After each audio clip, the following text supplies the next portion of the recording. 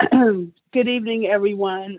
This is Board Vice Chair Johnette Richardson. I am sitting in for our Board Chair, Chinya, who is not able to make our meeting tonight.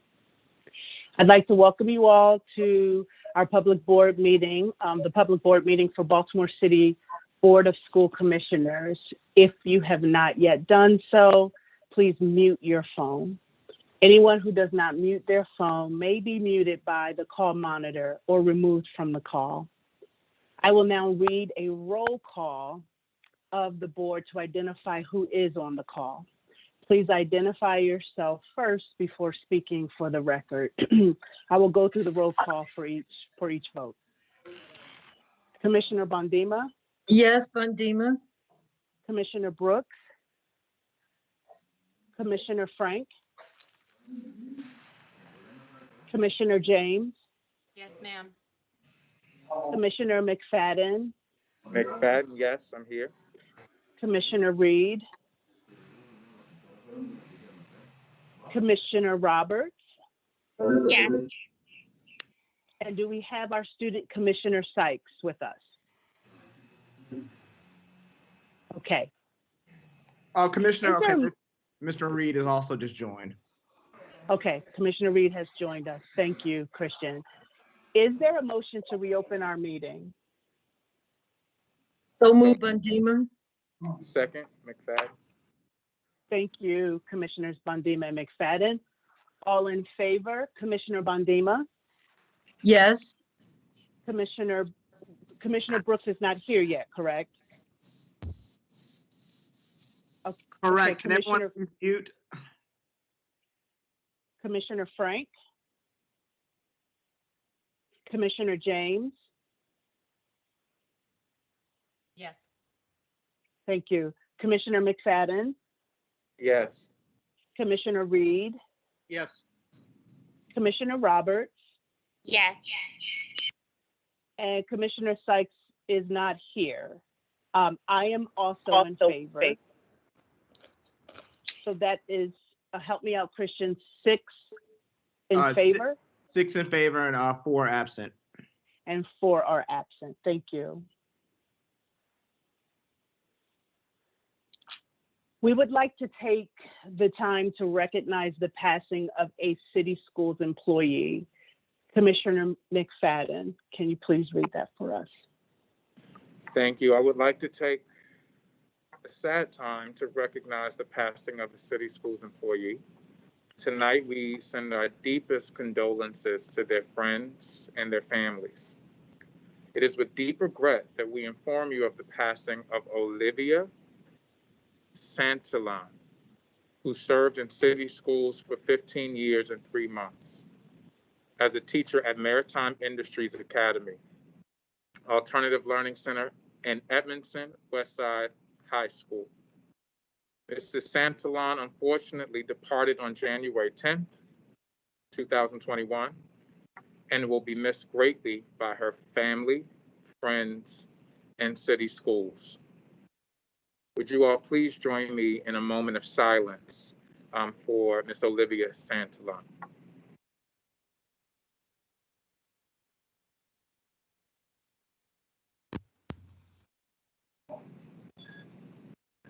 Thank you. Thank you, Commissioner McFadden. Is there a motion to approve the prior open session minutes? I'm sorry, the open session minutes.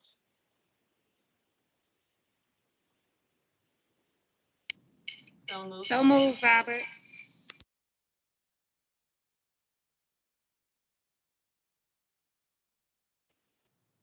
Second, James. Can you all hear me? We can, yeah. Okay. I was muted again, whoever is facilitating this. Please stop doing that. Okay, I'm trying to take a motion to approve our prior Commissioner Roberts open. moved and Commissioner James Okay. seconded. I didn't hear that. Okay, thank you, both of Yeah, you. absolutely. So all in favor, Bondima? Yes. Commissioner Bondima? Yes, Yes. thank you. Mhm. Is Brooks or Frank with us? Yes, I'm with you now. This is Frank. Okay, thank you, Commissioner Frank. Commissioner James? Commissioner Yes. McFadden? Yes. Commissioner Reed? Yes. Commissioner Roberts? Yes. And did Commissioner Sykes join us? So I am also in favor. So Christian, is that 7 in favor and 3 absent? Correct. Thank you. Is there a motion to approve the closed session summaries? So moved, Bondima. Thank you, Commissioner Bondima. Is there a second? Second, Robert.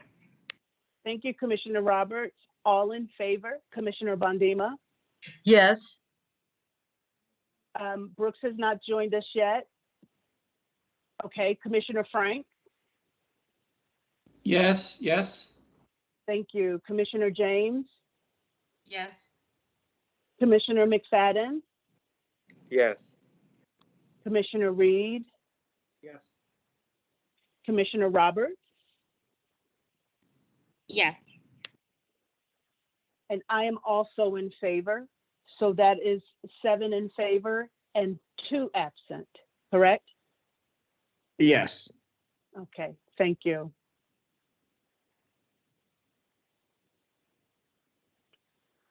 So I want to share comments tonight on, Well, first, I am sad to announce the passing of the mother of our past chair, Cheryl Kashani. Our board would like to take this opportunity to share our condolences to the Kashani family. They will remain in our thoughts and prayers.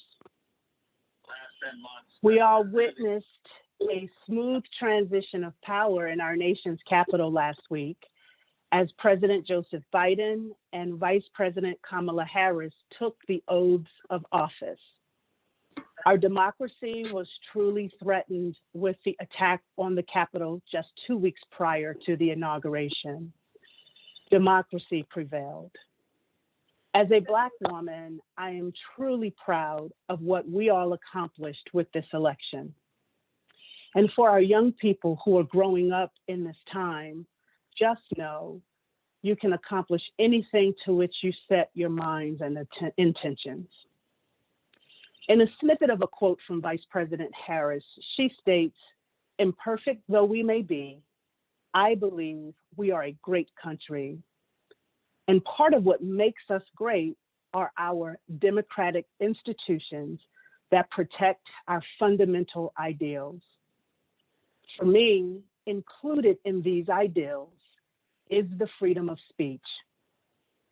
Last week, the Baltimore Sun published an op-ed by Commissioner Darrell Brooks that outlined his concerns about the district's plans to offer optional in-person learning during the second semester. While we respect the varying opinions of each of our commissioners, this particular opinion expressed by Commissioner Brooks is not the reflection of each member of our board. COVID-19 has placed us in an unprecedented time, and the stakes of offering in-person learning during a pandemic are high. Emotions and opinions throughout the community reflect that. Therefore, the board utilizes all of our communication pipelines to ensure that meaningful discourse happens and that decisions can be made with full knowledge and feedback from our various stakeholders. This is evidenced by deliberations the board has had over these past months in committee and public board meetings. Last Thursday, Dr. Salmon, our state superintendent, articulated that there would be new guidelines for school systems across Maryland to adhere to as it relates to the reopening. Our board is committed to scheduling more time to have a public discussion about the impact these new guidelines will have on our reopening plan. Our CEO is closely following CDC guidance, Maryland State Health guidance, Baltimore City Health Department guidance, and the city's health advisory guidance to help inform and monitor reopening.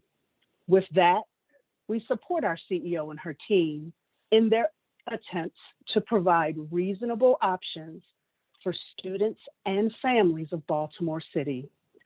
We will continue to work with our CEO and her team to appropriately support all our students, families, and staff.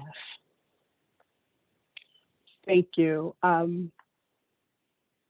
We now will have, this is the second meeting of the month, so we will be honoring retirees with 30+ years of experience.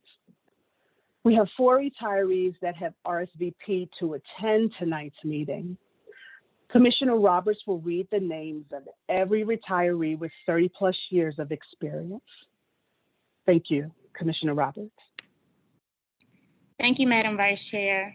Good evening, everyone. Is Ms. Sandra Moore on the call? Ms. Moore? Okay, if she shows up, Christian, could you just let me know? Sure. Thank you. Sandra Moore began working with Baltimore City Public Schools on September 26, 1988. She most recently served as a Cafeteria Manager 1 for Thomas Johnson Elementary Middle School. Sandra Moore faithfully served the children of Baltimore City Public Schools for 32.3 years. Thank you, Ms. Moore. Is Ms. Gloria Price on the call? Commissioner Roberts, I just want to add, if any of our retirees on your phone, hit *6. So if you're calling in, hit *6. Okay. Ms. Gloria Price began working with Baltimore City Public Hello? Schools. Oh, Ms. Price, is that you? Yes, that's me. Yes. Thank you so much for joining us, and thank you so much for your service. Oh, you're more than welcome. I've enjoyed every minute of it. Well, not every minute, but most of them. Do you have any remarks, Ms. Price? No, I've been employed for 43 years in the school system, and one of the things I really loved about my job is that not only was I working with the students, but my jobs always required me to be in contact with families. And I've just enjoyed every minute of it, trying to provide resources and not just to the students, but to the families as well. So 43 years, the last 43 years have been good to me, and I'm ready to say bye-bye. Thank you so much, Ms. Price. Okay. Ms. Sandra Aberwitz. Is Ms. Sandra Aberwitz on the call? Okay. Sandra Aberwitz began working with Baltimore City Public Schools on September 3rd, 1979. She most recently served as an audiologist for William S. Dare. Sandra Aberwitz faithfully served the children of Baltimore City Public Schools for 41.3 years. Thank you for your service, Ms. Aberwitz. Is Ms. Wanda Thompson on the call?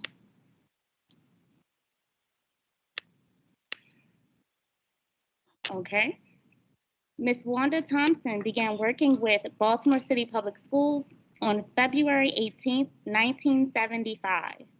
She most recently served as a special education paraeducator for Benjamin Franklin.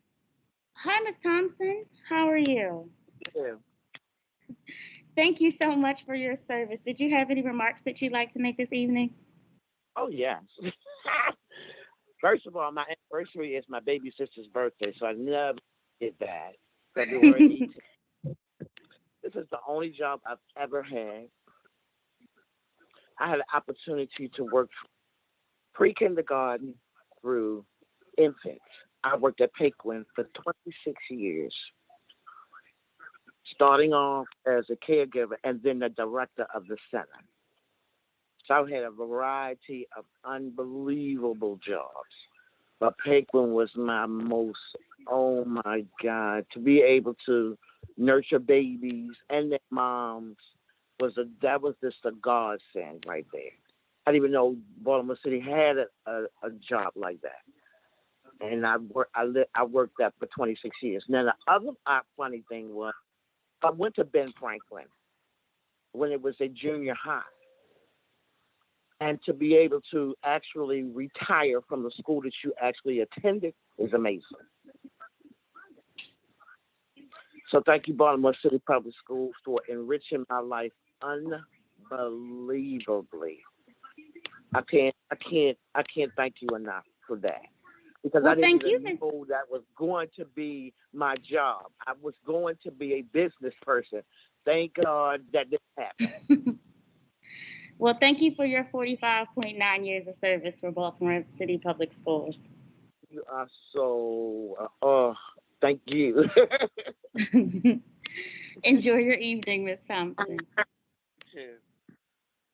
Is Ms. Joanne Carr on with us this evening? Okay. Ms. Commissioner, Commissioner Roberts, I see a guest named Joanne. There's no last name. I don't know if that's Ms. Carr or not. Ms. Carr, if you're on a phone, you can hit *6 to unmute.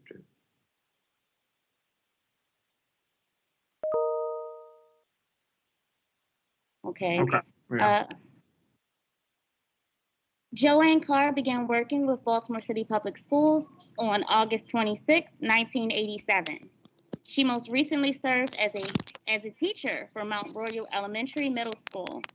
Joanne Carr faithfully served the children of Baltimore City Public Schools for 33.3 years. Thank you so much for your service, Ms. Carr. Claudette Davis started her employment with Baltimore City Public Schools on February 2nd, 1987 as a cafeteria worker at Bernard Harris Elementary. She was later assigned to Leaf Walk Elementary as a food service worker and lastly at Dallas F. Nichols Senior Elementary as a cafeteria manager 1. Ms. Davis served Baltimore City Public Schools for 34 years. Thank you for your service, Ms. Davis.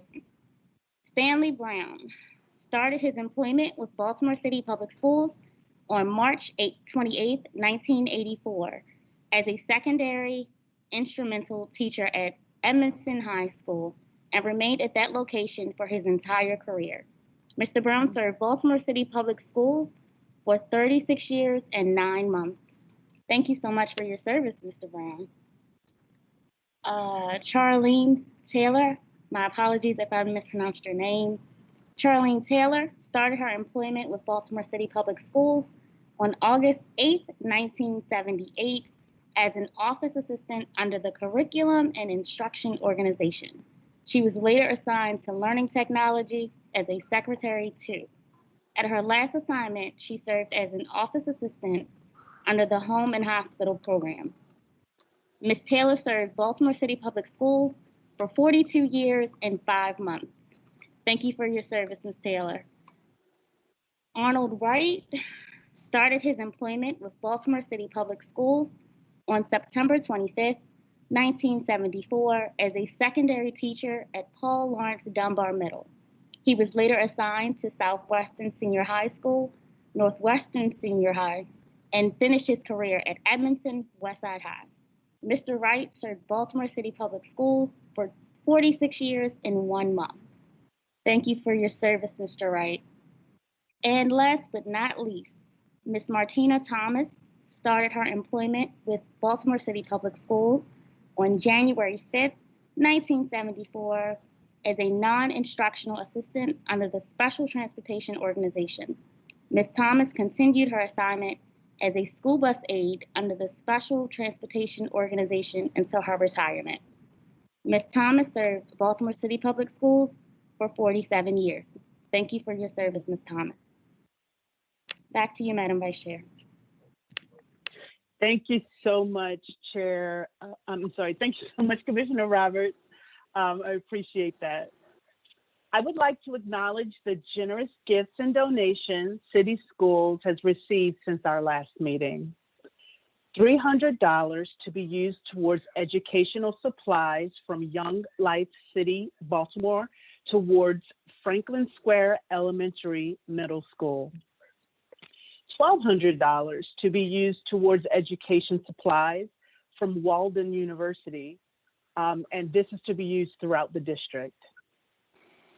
$10,000 worth of computers and technology equipment from Constellation towards Hazelwood Elementary Middle School. And lastly, $4,400 to be used towards education supplies from Darius Jennings towards Hazelwood Elementary Middle School. We want to thank everyone for their generous donations as they are supporting our school communities. At this time, I will turn it over to Dr. Santelises for CEO comments.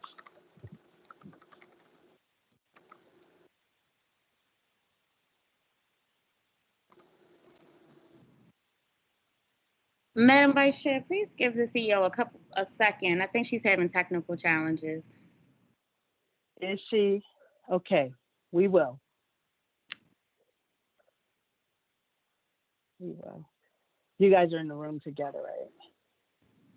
We are socially distant in a room together. Socially. Very good.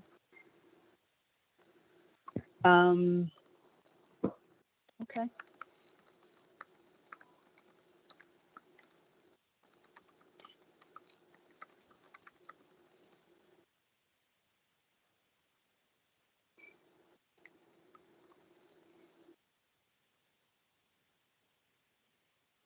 So Christian, while we're waiting, would it be possible for me to do the consent agenda to see if anyone needs anything pulled? Yes.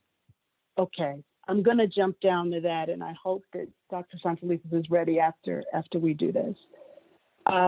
So we are going to pull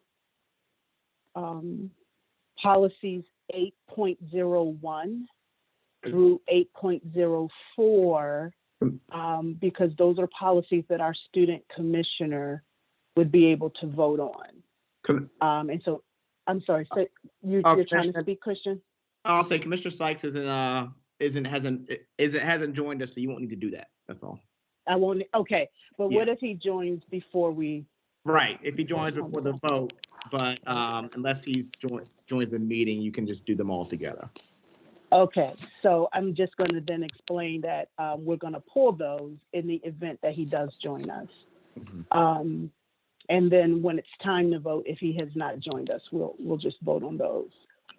8.05 is going to be a presentation, so we're going to pull that. That's the operator renewal. 15.01. Excuse me, Commissioner Richardson. Sure. Mm-hmm. Why are we pulling 8.03? Because that is a possible, that's one that the student commissioner can vote on, and if he's joined us when it's time to vote. Thank you. I Otherwise, we'll put them all together. Yes. Okay, thank you so much. You're very welcome. 15.01, Chilmar Corporation. Does anyone need that one pulled? And if so, give your question. Oh, no. Oh, just yeah. Someone come. Okay, 15.02, Chilmar Corporation. Okay, 18.01, Loringer and Cornell PLC.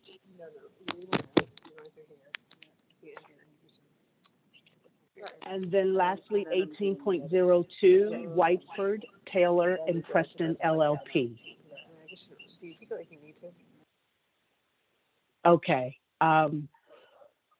so we are still waiting for Dr. Santelises. Yay, she's here. Does she have volume? Do I have volume? Can you hear me? Okay, I can hear you. Yes. Well, we can had hear to you. do a little switching of devices. Great. Thank you, Madam Vice Chair, for time this evening. I want to begin this evening with a huge shout out to the team who worked so hard to set up and coordinate all of our student learning centers since September 28th. And just along with my personal congratulations and gratitude to every staff.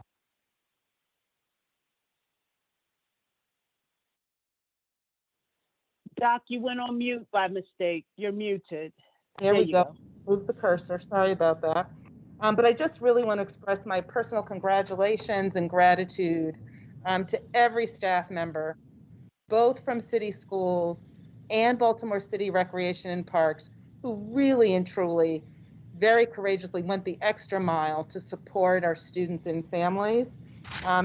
Every member of the SLC's teams, from bus drivers and aides to hall monitors and paraprofessionals, stepped into new and unfamiliar roles to help our young people, and they truly were leading from different seats on behalf of our families and students. And each and every one is a star. I just want to take a few minutes to recognize their amazing achievement. So first, from Mary E. Rodman, site leader Angela Fall, we want to recognize Ms. Tamara Bailey, who is a hall monitor who supported our youngest students in kindergarten. She showed up early every day to greet her parents and her students while also supporting all the rec and parks activities. Thank you, Ms. Bailey. Next, from Dorothy I. Height, site leader Kelly Casagrande, we'd like to acknowledge Ms. Robin. Ms. Robin greeted our students every morning with a warm smile as she completed their health screenings and cultivated an environment where families and students felt welcome and comfortable. Thank you, Dorothy I. Height team and Ms. Robin. Next, the Wildwood site. Site leader, Siobhan Newkirk. And we want to recognize Ms. Ely. Ms. Ely was wonderful in helping staff and students to follow the health and safety protocols and create personal connections between all school personnel. Many thanks and congratulations to the Wildwood team and particularly Ms. Easley. Next, Sinclair Lane. The site leader, David Turner. And they would like to recognize Mr. Kevin Spriggs, who made every interaction with his students memorable. He purchased snacks as rewards, celebrated birthdays, and connected with their teachers and parents. Congratulations to the Sinclair Lane team. Next, Elmer A. Henderson. The site leader there is Karen Starliper. And they would like to recognize Ms. Evans and Ms. Jackson, who embodied the notion of leading from your seat as they took on the SLC challenges with grace and dedication, going above and beyond to ensure a smooth, safe, and joyful experience for students. Many thanks to our Elmer A. Henderson team. Next, Lakeland. Site leader, Tiana Lanier. And they would like to recognize Ms. Rosalind Stewart, who usually serves as a bus aide, but was a true asset in her role as a proctor, meeting kids each morning with warmth and going to the store each weekend to find tokens for her pod. We want to say a big thank you to the Lakeland team and a particular shout out for Ms. Rosalind Stewart. Thank you, Lakeland. Next, our SLC at Calvin Rodwell. Site leader, Candice Purcell Nixon, and they would like to recognize Ms. Ms. Elsie Redmond, formerly an administrative assistant who exemplified a true commitment to the safety of her students, ensuring her room was thoroughly clean by wiping the desks, chairs, desk shields, and the bathroom after every student. Thank you to the entire Calvin Rodwell SLC team. Thank you. Next, Baltimore International Academy. Site leaders, Jalima Alcia and Brian Broden. And they would like to recognize Ms. Tamika Fairley, formerly a non-instructional paraprofessional who embraced her role as an SLC proctor from day one, working with her team to ensure students were engaged in learning in a loving and nurturing environment. Many thanks to Ms. Fairley and the entire BIA SLC team. Next, John Rura. Site lead was Catherine Drayton Barber, and they would like to recognize Janelle Anderson, who is a high school hall monitor. As a proctor, she supported the kindergarten cohort, bonding with her students and fostering a safe and nurturing environment for learning. She applied and was accepted into the district's para-to-teacher pipeline program. Congratulations to Ms. Anderson and many thanks to the entire John Rura SLC site team. Next, Pimlico. Under the leadership of Ulrika Berry. And they want to recognize all of the team members at the Pimlico Student Learning Center.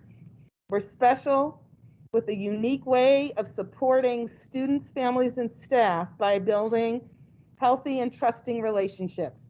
And they are proud to highlight Ms. Sharon Carter, Ms. Sydney Carrington, and Ms. Linda Robinson for perfect attendance. Next, Baybrook SLC, under the site lead, Sherelle Marchani. They want to recognize Mr. Mark Brunson, who was an assistant at Benjamin Franklin High School before joining Baybrook as a 5th grade proctor, achieving a reputation for being a team player, dependable, loving, and genuinely concerned about the scholars in his care. Many thanks to the Baybrook team, SLC. Next, the Sandtown Winchester Achievement Academy.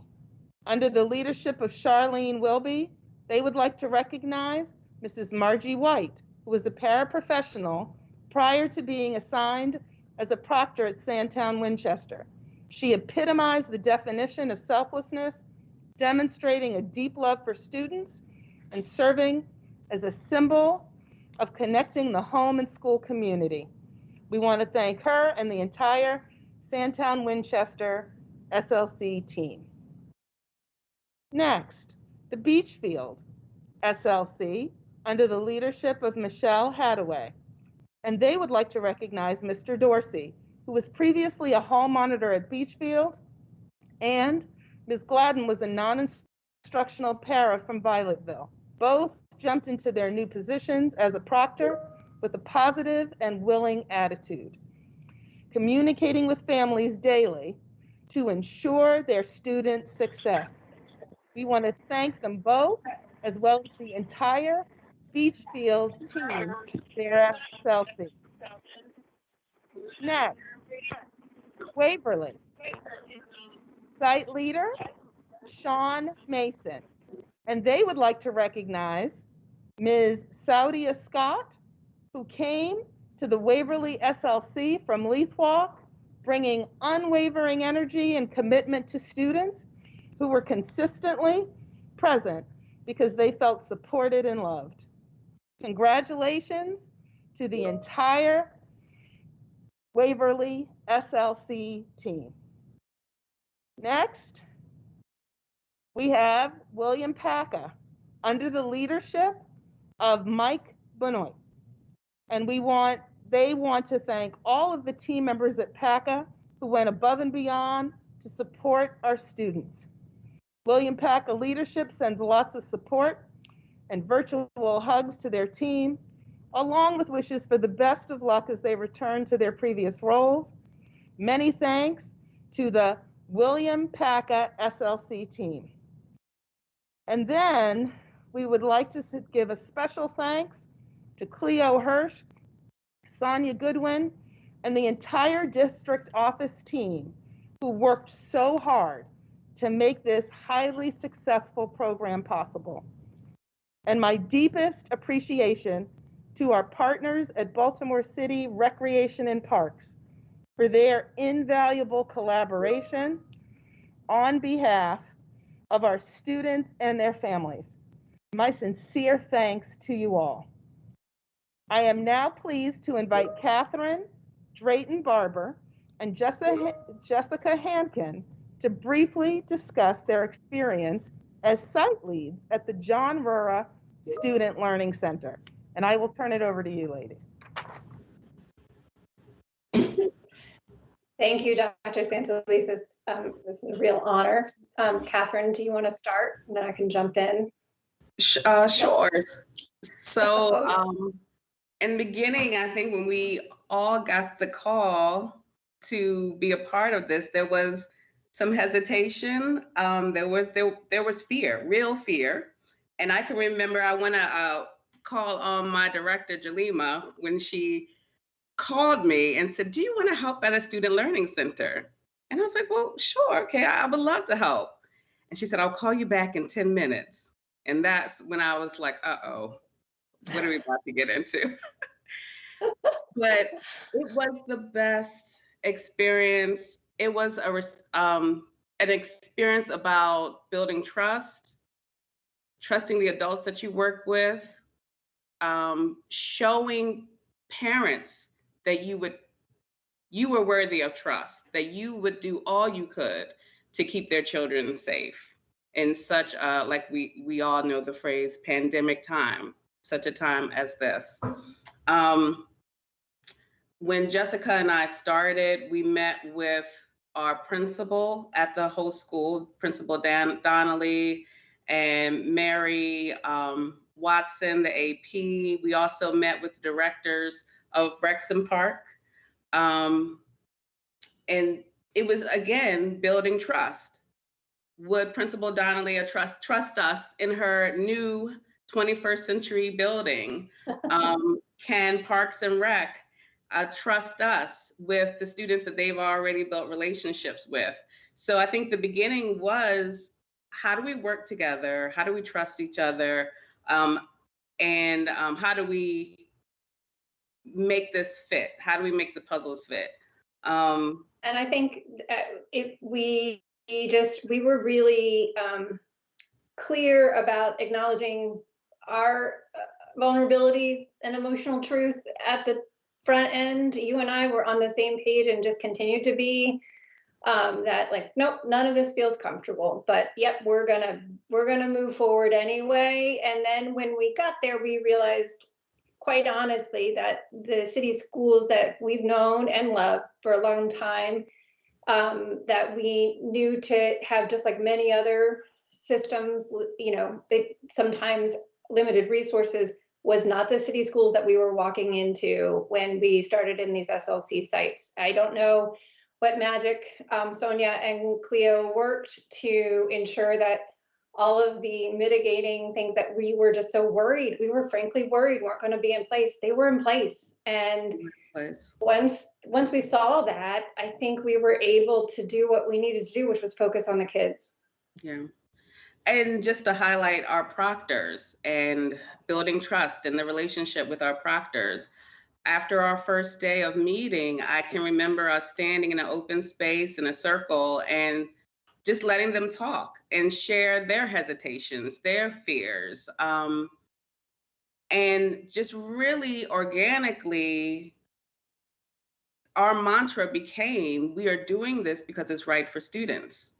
And I'm telling you, like, that was our statement. That just came from after we groaned and we shared our hesitations. We knew that this is what our students needed, and we were going to commit to that. And our proctors rose to that occasion. They built relationships with the classroom teachers, often exchanging cell phone numbers just to make sure that the students, while they were in their care, stayed in pace with what the classroom teacher was expecting online. Of course, they celebrated the students with treats and gifts and pizza parties and costumes.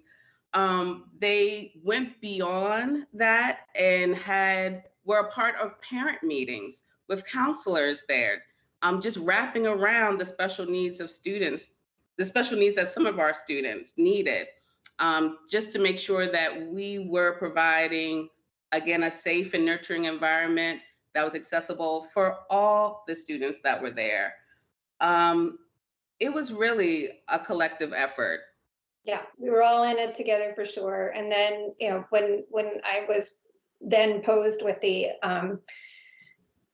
understanding that more in-school opportunities needed to open up for our youngest students in Baltimore City with disabilities, it was very hard, again, for me to have that conversation with the staff that I had come to know for a long time in my job as early childhood, early learning coordinator for preschool. But the fact that I was in John Rura with you and was having meetings with them about this from a site in person, and you know, I was administrator who was walking the walk and talking the talk and saying, like, guys, I know this is, you know, scary, but yeah, somehow we're doing it safely. We're following all of the protocols, and COVID is not passing between staff. And yep, I know it's scary, but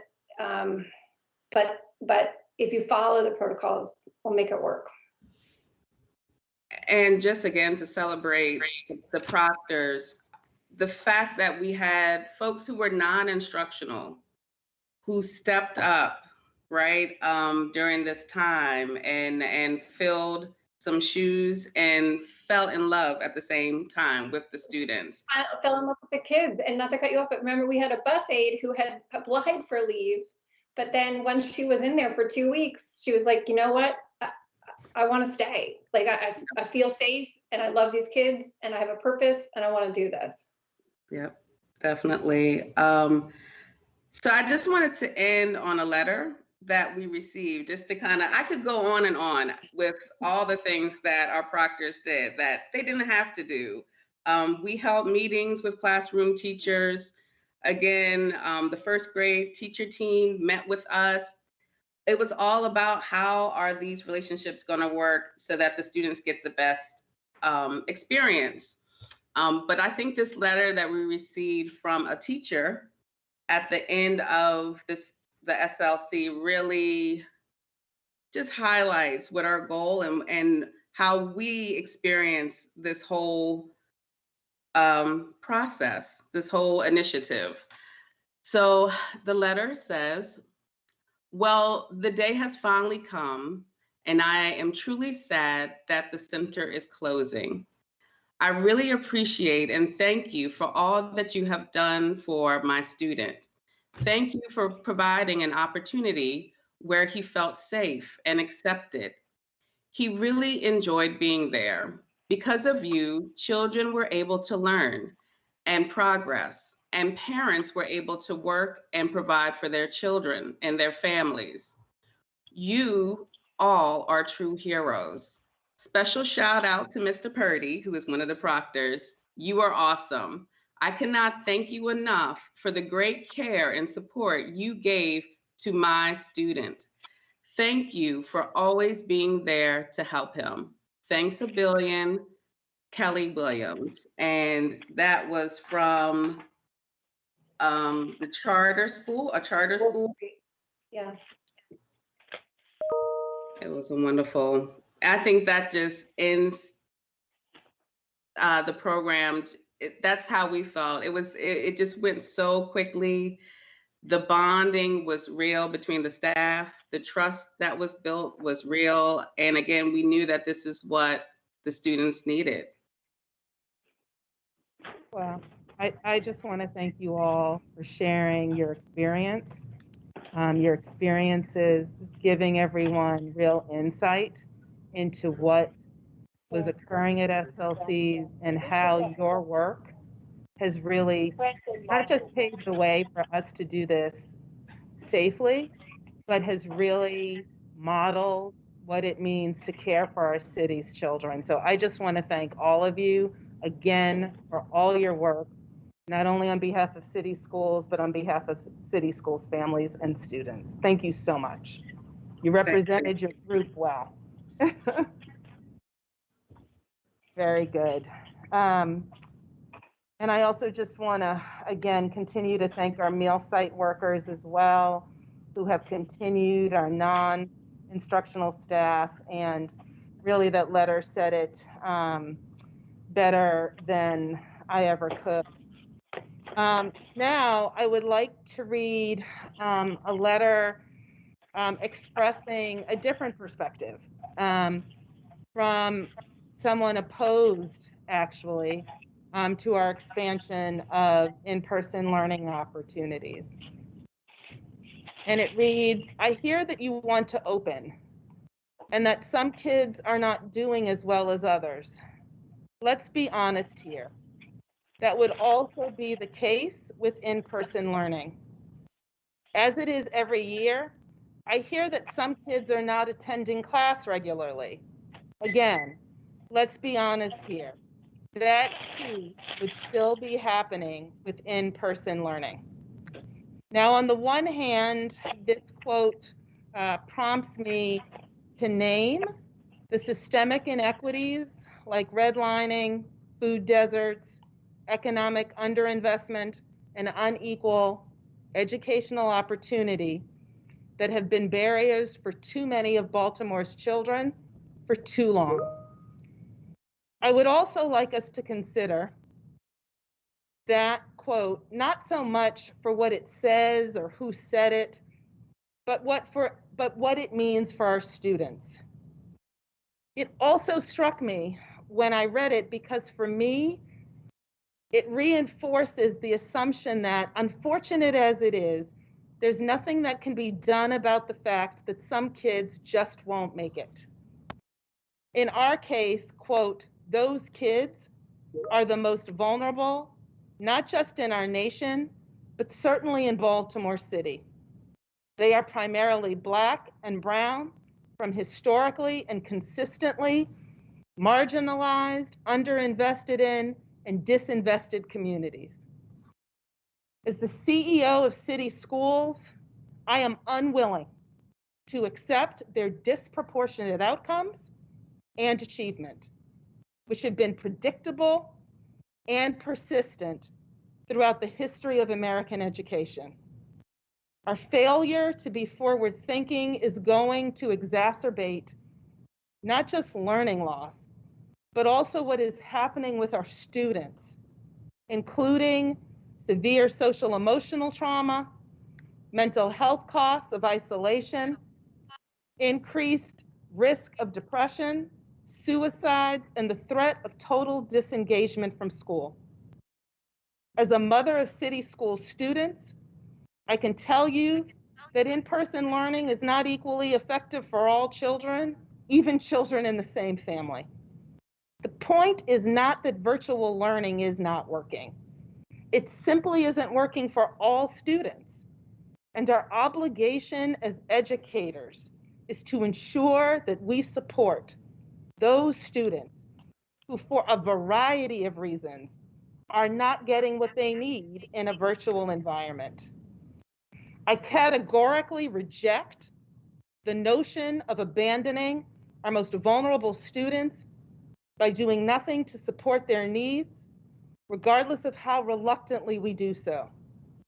To put it succinctly, there are no expendable kids. Despite complaints about our lack of transparency, since summer, I have made our intentions to provide in-person learning opportunities as soon as we could. Crystal clear. Since September, we have demonstrated that we can do so safely and effectively without a single instance of in-school transmission.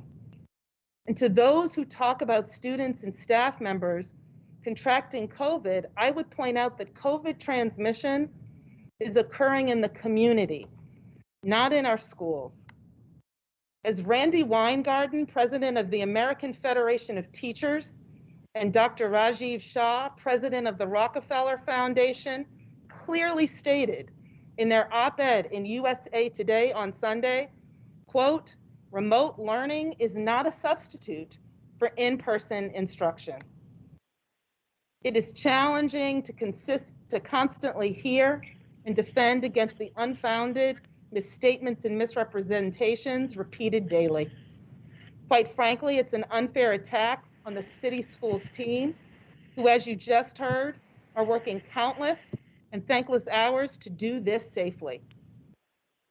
No one should question the care that has been taken to keep our students safe and the reason why we have a moral obligation to do so.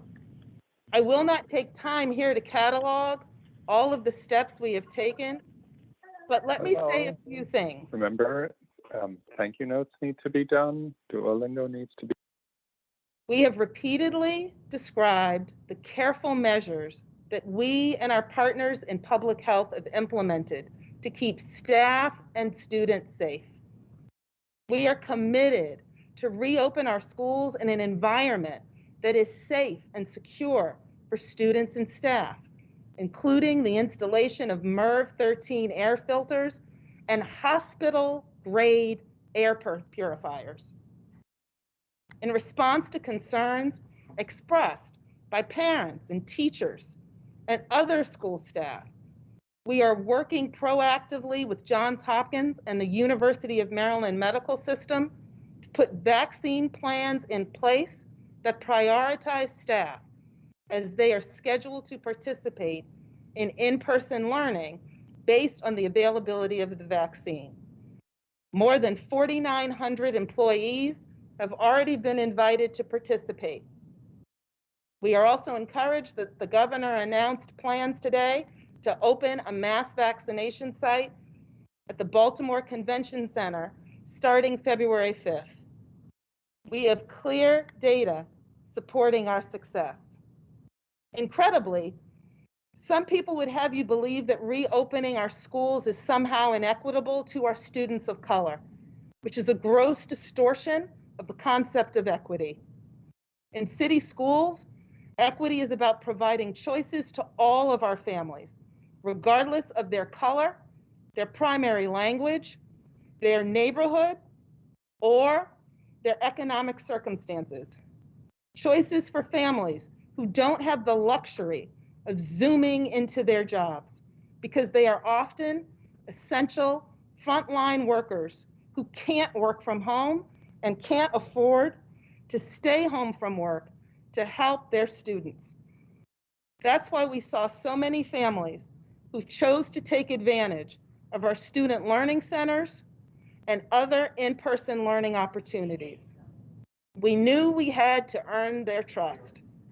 And over time, more and more families chose those options for their children because without the opportunity to choose, they had no other options. To those who would argue that we continue to wait to do nothing while our students fall further behind, I say that we cannot wait for those students for whom virtual learning is not working. We must continue to act proactively to support students who need it and the families who want it. Equity is more than platitudes and more than a vague statement of good intentions. It is about the impact of our actions. Equity is action, action that has already been too long deferred. I have no desire to allow the word equity to be weaponized in order to move any agenda that is not centered around getting the students back who need it most.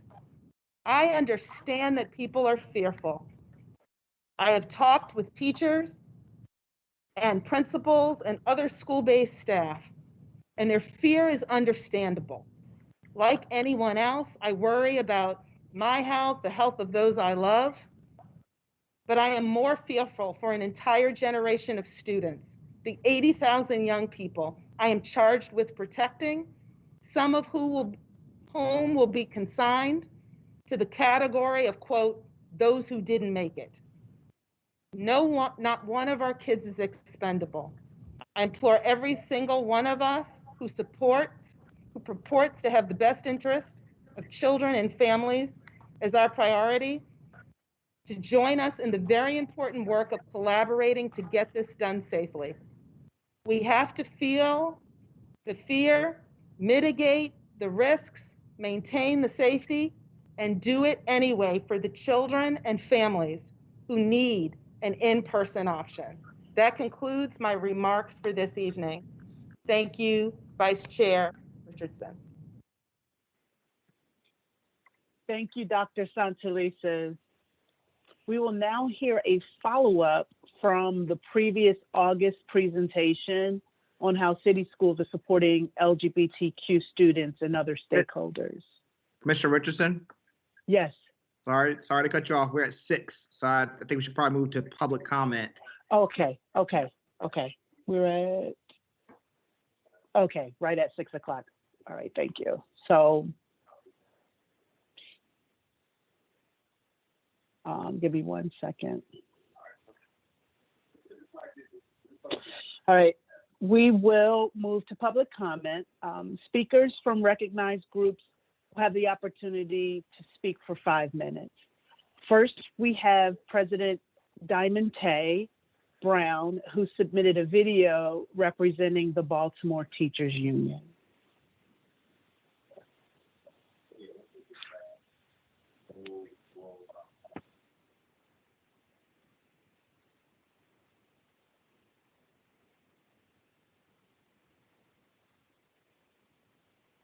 That the virus is going to get worse.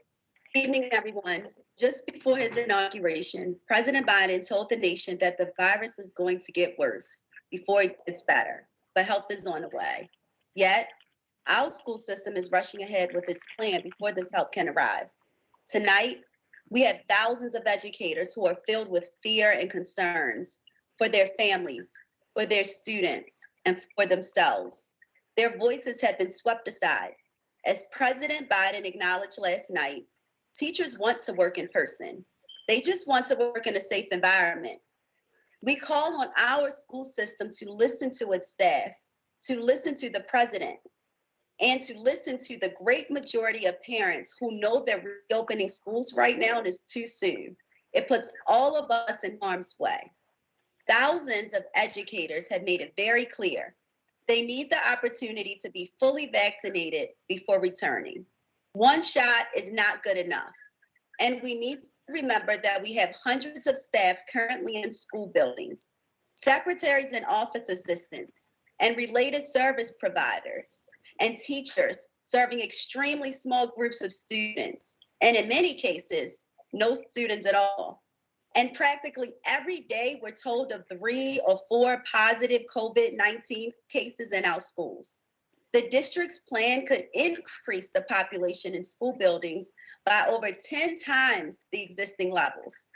Educators do not have faith in the system being able to handle 30 to 40 new COVID cases every day. The president called for testing, but that's not a main feature of city schools' plan. Testing needs to be a cornerstone, not an afterthought. The district is forcing educators to choose between safety and their jobs, and in many cases, between the health of their family and a paycheck. The system has made it clear they don't care about high-risk family members. Other school systems might, but not city schools. Our system has made it clear that they don't care about having reopening metrics that ensures we stay safe when transmission is high. School districts across Maryland have these, but not city schools. This plan throws into disarray the existing structures that our students have come to rely on. City schools acknowledges that most families are going to keep their students at home where it's safe. But city schools' plan destroys the existing structures these families rely on. Teachers will change, class times will change, class sizes will change, as pre-existing structure and relationships will be tossed aside. And the mode of instruction will be fundamentally different. Instead of having a reliable face directly in front of the camera every day, students will see a teacher in a mask who is simultaneously teaching in person and remote. Instructional quality for most students will decline, while at the same time demoralizing and overtaxing teachers. Common sense tells us that this is not equity for students, and it's offensive to hear otherwise. Baltimore City educators acknowledge that this pandemic has strained the mental health of everyone, our students, our families, and ourselves. Students are in families facing job loss, illness, death, and uncertainty. These realities should not be marginalized. They are fundamental to understanding some of the significant hurdles we face when it comes to student achievement. But make no mistake, as long as this pandemic is with us, these hurdles will remain. Let me call you back. I'm on the phone with the board. They're doing This is all made more. Hold on, can everybody mute, please? All right, thank you. Make no mistake, as long as this pandemic is with us, these hurdles will remain regardless of instruction being in school buildings or being online. This is all made more challenging due to the long history of racism that fuels chronic underfunding of our school system and city. For some, this pandemic has brought to the surface the inequities that have long been seen by many of us. Our system needs to refocus its efforts on the expertise educators have with connecting with our students. Our students need the adults in their lives to be spending time on keeping them safe, addressing their social and emotional needs, and the trauma that has been experienced, and to focus on healing. We miss seeing our students in person more than anyone, but we will fight against a plan that asks us to participate in something that endangers our students, ourselves, and our communities. Given the enormous amounts of dangers and unknowns, we urge the CEO and school board to listen to educators and to cease moving forward with this plan, which will result in no better learning and a lengthening of the pandemic's hold on schools.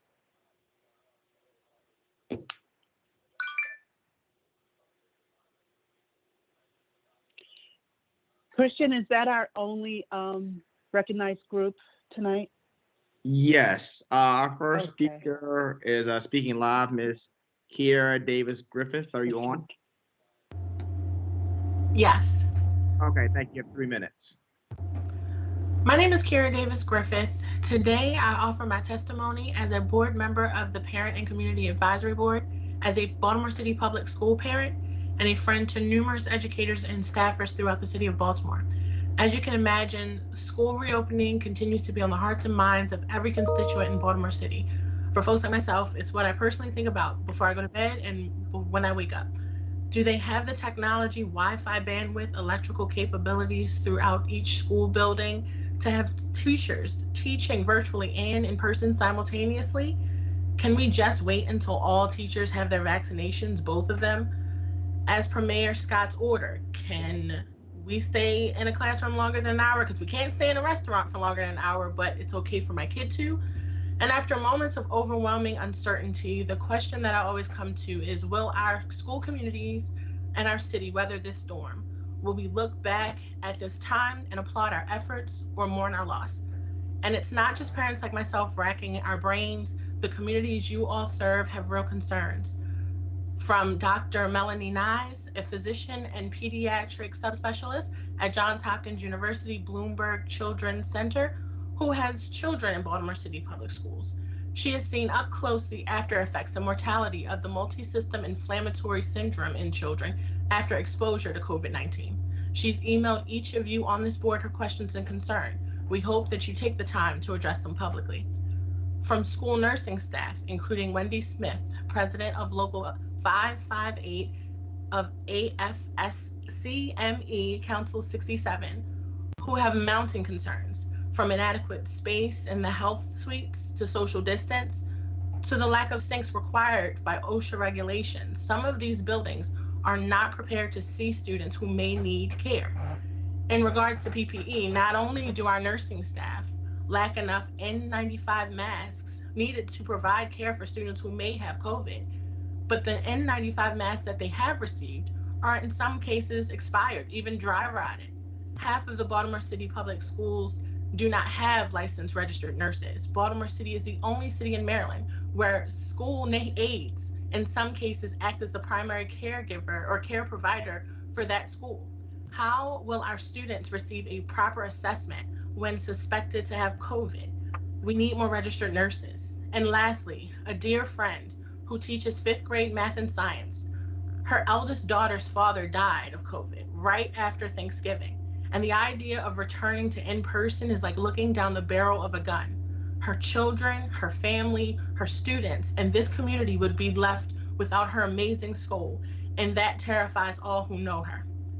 These people and their concerns are not unique. This city is filled with concerns and questions regarding the safety of our children. Baltimore City Public Schools mentions grade failures and learning loss as the issue driving reopening. We are not denying that the academic success of our students aren't important. It is.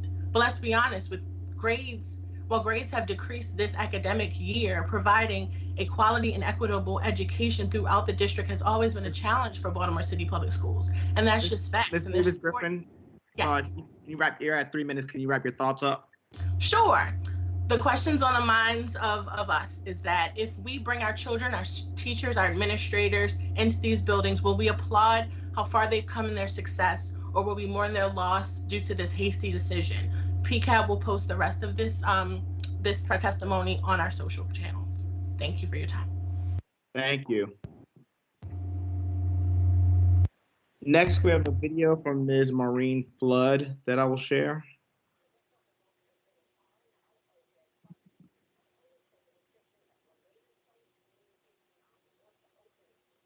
My name is Maureen Flood.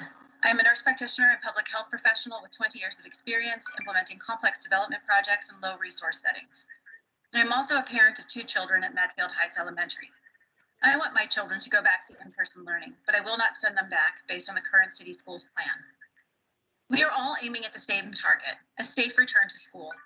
City schools' failure to listen to teachers and families have made this process unnecessarily adversarial. We can go back safely using a funded, targeted, stepwise plan with accountable leadership following the SMART risk reduction recommendations. The S in SMART is for stay home. Teachers and staff should be able to choose to stay at home if their risk of returning is high. Mandating unvaccinated and partially vaccinated staff back into classrooms will increase absenteeism, put teachers, staff, children, and families at risk unnecessarily, and overall make it less likely that children will get sufficient instruction to meet your goal of increased grades. In school districts that have returned around the country, absenteeism is up and substitutes cannot fill the gap. Teachers and staff have died. Certainly, grades won't improve if teachers are absent or dead because of COVID-19 symptoms or illness. The A in SMART is for airflow. I have heard that there is federal and state funding for ensuring that schools are upgraded and safe. As yet, we have seen no budget from city schools showing that supplies, equipment, upgrades, and staffing will be put into place. A plan that is not funded will never happen. We have also asked for a timeline for the ventilation upgrades, which you should have by. The RT in SMART is for restrict crowds and reduce time with the people outside your home. How many people will be in each room by square footage? Physical distancing means limiting the number of people in each classroom to 8 to 10 individuals if they need 6 feet of distance between them and some space for their body. Saying you expect 25% of the students back doesn't account for the fact that 25% is an average and a guess at that. Some classes could have 75% or more return, while others may have none. What is the plan for a class size that exceeds safe numbers? If the concern about equity and children falling behind is true, target the children who struggle. Bring them into school in the small groups they need to thrive in buildings that have improved ventilation with dedicated, vaccinated teachers who are hired for this purpose. The current plan proposes a free-for-all, and we all know that free-for-alls only benefit the privileged. Hire a reopening czar to be accountable for the plan. Start in schools with upgraded ventilation and the children who most need intervention and the teachers who are ready to return. Use the yellow buses to transport them safely, and you can reach your grading goals, keep Hogan happy, and keep people safe. Phase in schools and expand the target student group as school ventilation systems come online and teachers are fully vaccinated. I call on each of you to find the strength in your moral conscience to go back to the drawing board and support the development of a collaborative plan that is better. Anything less is less than our children deserve.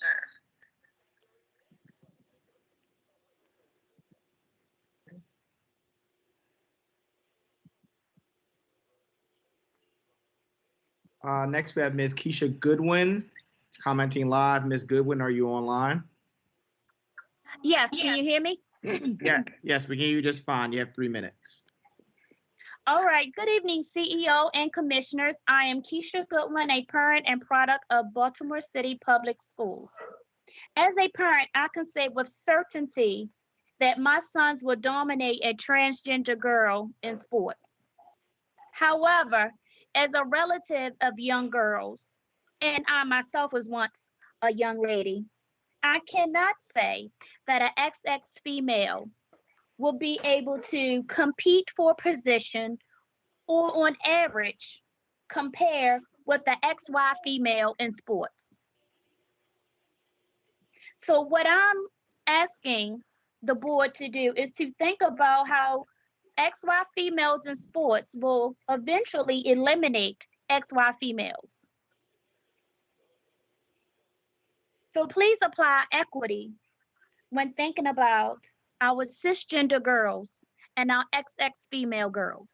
And although I know this is not a popular position to take, it is one that needs to be said and one that the board needs to consider. Thank you. Ronald, what was that? Thank you. Thank you, Ms. Goodwin. Finally, we have our former student commissioner, Joshua Lynn. Are you on? Yes, I am Christian. All right, you have 3 minutes. Okay, thank you. Let me put this really quickly. Good evening, all. As a student and a former commissioner, I understand the frustration from both sides. As a student, I fully do not agree with the reopening of schools for my peers. Most of city schools has inadequate buildings that were already in need of renovation before COVID-19 hit. As someone who has experienced COVID-19 firsthand, I would not want to ensure, and I want to ensure that none of my peers experience the same trauma that I have been through. There are multiple reasons where the plan is flawed, but I only have 3 minutes, so all I will say is that there are too many vague thoughts and processes that are not specific enough in order to properly secure the trust of me as well as my peers. I'm not only speaking for myself, but a variety of my peers that share my same sentiment. Protecting our teachers is a key structure in protecting the foundation of a school system. When bringing up equity, it is important to understand that a multitude of students, as well as faculty members and teachers, have big responsibilities in their lives. And as a student that works, as a student that is a community organizer, as a student that has a very full schedule, there are multiple students out there that are doing the exact same thing. As we've seen, COVID-19 has exacerbated what the Black and Brown community has been going through for the decades upon centuries of years that we have been in this country. And as parents, it is hard because a lot of them sometimes, in a sense, have, lost their jobs, or they have been going through funding problems to their family. So it has been taken for older children and older youth to take the responsibility and grab a job. And so what we have seen is that we have seen an abundance of youth grab jobs, and that is a big responsibility for them because their main factor is important, which is their factor is their family. So it is important to understand that when we're talking about bringing students back and we're talking about bringing teachers back, it is important to understand all sides of the conversation as well as the situations. And so understanding that teachers can no longer strike since back in 1970, 1870, whenever it was, it is important that we are organizing, and it is important that the student voice is being heard. And so an abundance of students of mine, as well as a bunch of other student organizers, will be doing a student strike. And that can be in a multitude of ways. Things will be finalized in the future, but I just want you guys to know that this will be a student organizing measure in order to properly address and properly announce our disregard and our opposition to this specific ruling or whatever you guys want to call it. And so I just want to put that out there to ensure that any other students would like to contact as well. My email is jlynn@bcps.k12.md.us. And that's all. Thank you, Christian. Thank you, Joshua. Our last public comment is emailed to be read from Ms. Amelia Wiley. I will read it now. My name is Amelia Wiley, and I'm a Baltimore City Public Schools educator. I'm writing to you with the hope of changing your mind with regard to reopening Baltimore City Public Schools. I'm very concerned about the decision to reopen schools at this pace. Believe me when I say that no one wants the schools open more than the educators who work in them. We have made a conscious decision to dedicate our professional and sometimes personal lives to educating the children of Baltimore City. We know the stakes are very high for the current group of students having to go such a long time without regular in-person instruction. However, to decide to reopen during this time, in my opinion, is wrong. We hear every day about the dire circumstances our hospitals face in dealing with patients sickened by COVID. We are now hearing about new and more virulent strains of the virus that can spread even faster and are more deadlier than strains with which we have already been dealing. While we are also hearing about the vaccine, the rollout has been incredibly slow. We know that the end of this pandemic is coming, but we cannot rush the end of it by opening schools before the risk of illness has been resolved for everyone. The decision to open schools without waiting for teachers to be fully vaccinated, as the school has acknowledged, is dangerous and irresponsible. You are asking educators to put their lives in danger by exposing them to a deadly virus. Even if we ourselves do not become acutely infected, we can be asymptomatic and unknowingly infect our families, including our own children and elderly family members. While it is admirable that the school system is putting safety measures in place, they cannot overcome the inevitability that the virus can and will spread. It is not a question of if someone, including students, gets sick, it is when. I'm asking you to please reconsider the decision to reopen until teachers are fully vaccinated. One thing that the pandemic has reinforced is how important it is to demonstrate kindness and caring towards everyone. Waiting until teachers are fully vaccinated is an example of this full consideration for all involved. Please reconsider the plan to reopen Baltimore City Public Schools. Sincerely, Amanda Wiley. Madam Vice Chair, back to you. Thank you, Christian. So to the board, based on public comments, are there any additional items that any board member would like to pull from the consent agenda?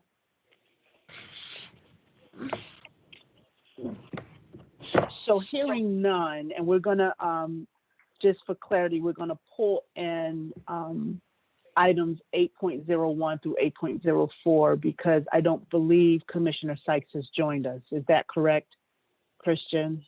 Correct. So you don't need to pull that. That can be part of the consent agenda. Okay. So is there a motion then to approve the consent agenda? Remember, we are still pulling 8.05, but is there a motion to approve the rest of the items? So moved, Reed. Is there a second? Second, Bandima.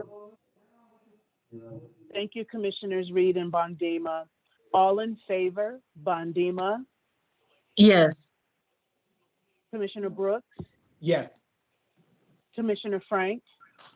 I abstain. Okay. Commissioner James? Yes. Commissioner McFadden? Yes. Commissioner Reed? Yes. Commissioner Roberts? Yes. And I am in favor. So that would be no one opposed, and Commissioner Reed, you are abstaining. No, it's Commissioner Frank. I'm sorry, Commissioner Frank, you are abstaining.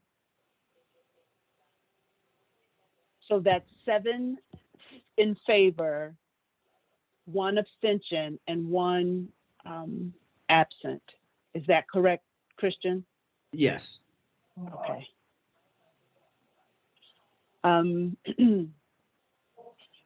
I will now turn it over to the Office of New Initiatives for a presentation on the operator renewal process. for 2021, 2022, and that will be followed by a board vote.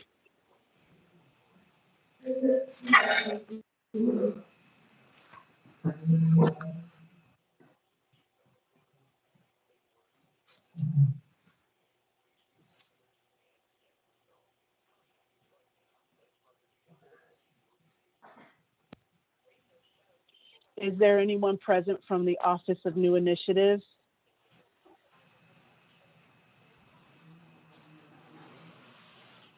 Commissioner, Dr. this is Santelises, is there anyone from your team? Or we should we go back to the presentation we had to skip Sorry, section? no, sorry, Commissioner Richardson. I was having a tech issue.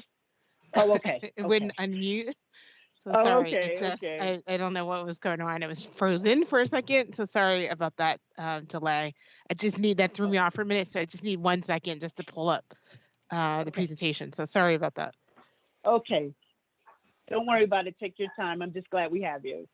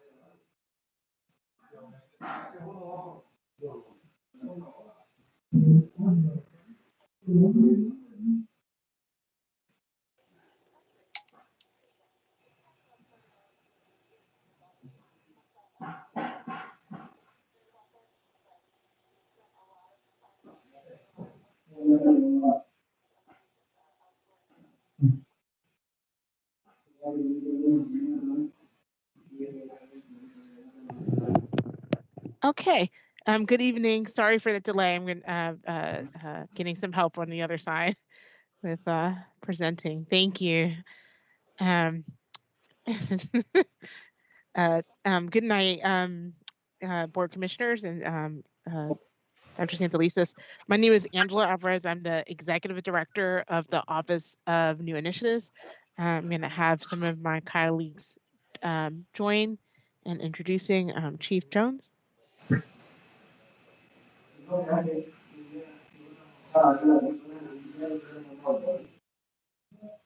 I'm sorry, there's someone who's speaking that is should be muted. Good evening, everyone. This is Teresa Jones, Chief Achievement and Accountability Officer for City Schools. And Trevor? Good evening. This is Trevor Roberts. I'm a specialist in the Office of New Initiatives. All right. And so tonight we are going to present our recommendations for how to handle the upcoming renewal process.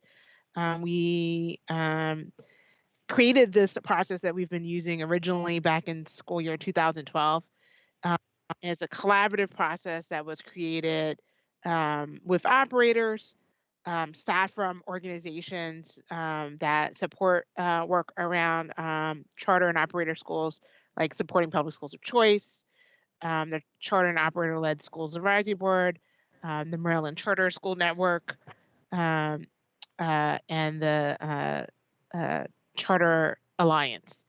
And it was designed to be an iterative process. So every year, since we incorporated this process, we have an engagement process where we meet with stakeholders to identify ways that we can strengthen, recognizing that the context of education is changing, testing changes, all sorts of things change. So we wanted to have an approach that allowed us to be responsive to necessary changes to take into consideration the context, while also having a strong level of predictability for schools.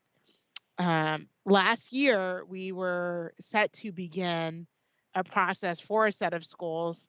At the very beginning of us beginning that process, which just happens in the penultimate year of a school's contract, is when we all learned, I think, especially at the state level, about COVID-19. It was in March when, the initial order to close at that time was for 2 weeks had happened.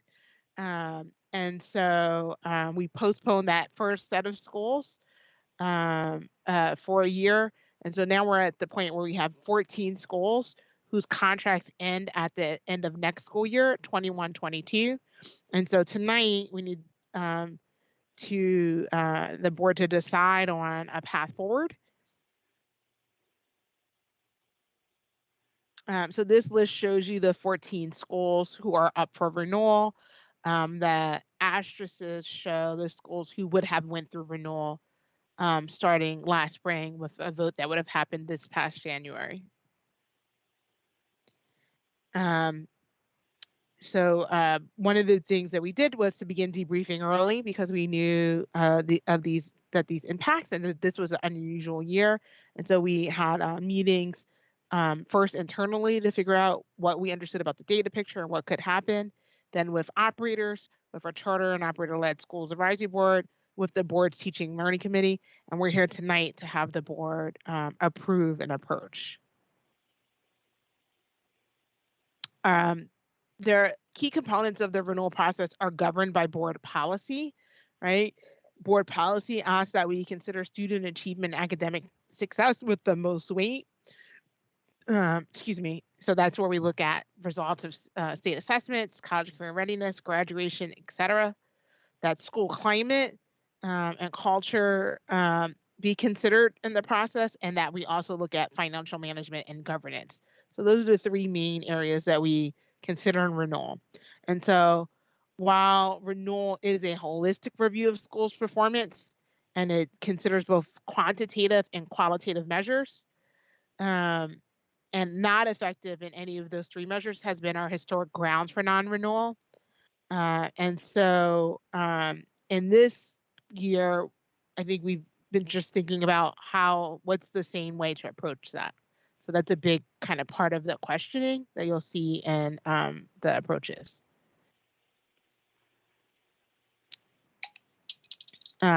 We looked at what other operators and organizations were doing nationally, as well as within the state. As the district with the most schools, we were sort of the leader in the state, so many other districts kind of look to us to see what we're doing to figure out what's next. One of the organizations that we look for advice to is NACSA, who is an organization that provides advice on authorizing charters and all sorts of charter policies. And they shared early on that they support efforts that continue high stakes accountability for charter schools, even during this time of COVID-19, and that we should continue to include prior year's assessments, as well as the other indicators that are part of the charter agreement, and that for any new plans or expectations, it shouldn't be to make it less rigorous, but to really center in the uniqueness of this year. We talked to some other districts, and many are continuing with their processes with minimum changes. Many actually continued even last year.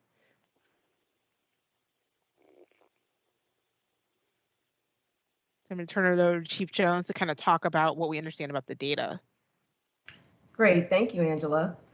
So for these next couple of slides, we just wanted to do a quick review of some of the considerations around data availability that have impacted our thinking about how we would proceed for this upcoming year. So this first table covers a whole host of quantitative and qualitative measures that we have used to take a look at for the renewal process. I'm going to go through them really briefly because a lot of this is a reminder for those of you that are familiar with the process. So for our high school grades, of course, we do take a look at graduation rate. So that is the 4-year cohort graduation rate. We've established standards that we use to determine the points awarded when it comes to graduation rate. We also take a look at a variety of indicators when it comes to college and career readiness. So you'll see some examples of those listed over on the right. We also take a look at an application that is submitted by the operator. And we look at not only the application, but also the SER, which is the School Effectiveness Review, which gives us a sense of how well a school is actually maintaining fidelity to the charter. So their purpose for being, the focus that they have for their students, et cetera. As it relates to the School Effectiveness Review, we have a number of domains that we examine, and we do that by triangulating data collected through 3 different methods, which include classroom observations, focus groups, and documents review. And so one of the things that we are going to talk about is what that might look like for this upcoming year when we review the approaches that the approach that we're recommending.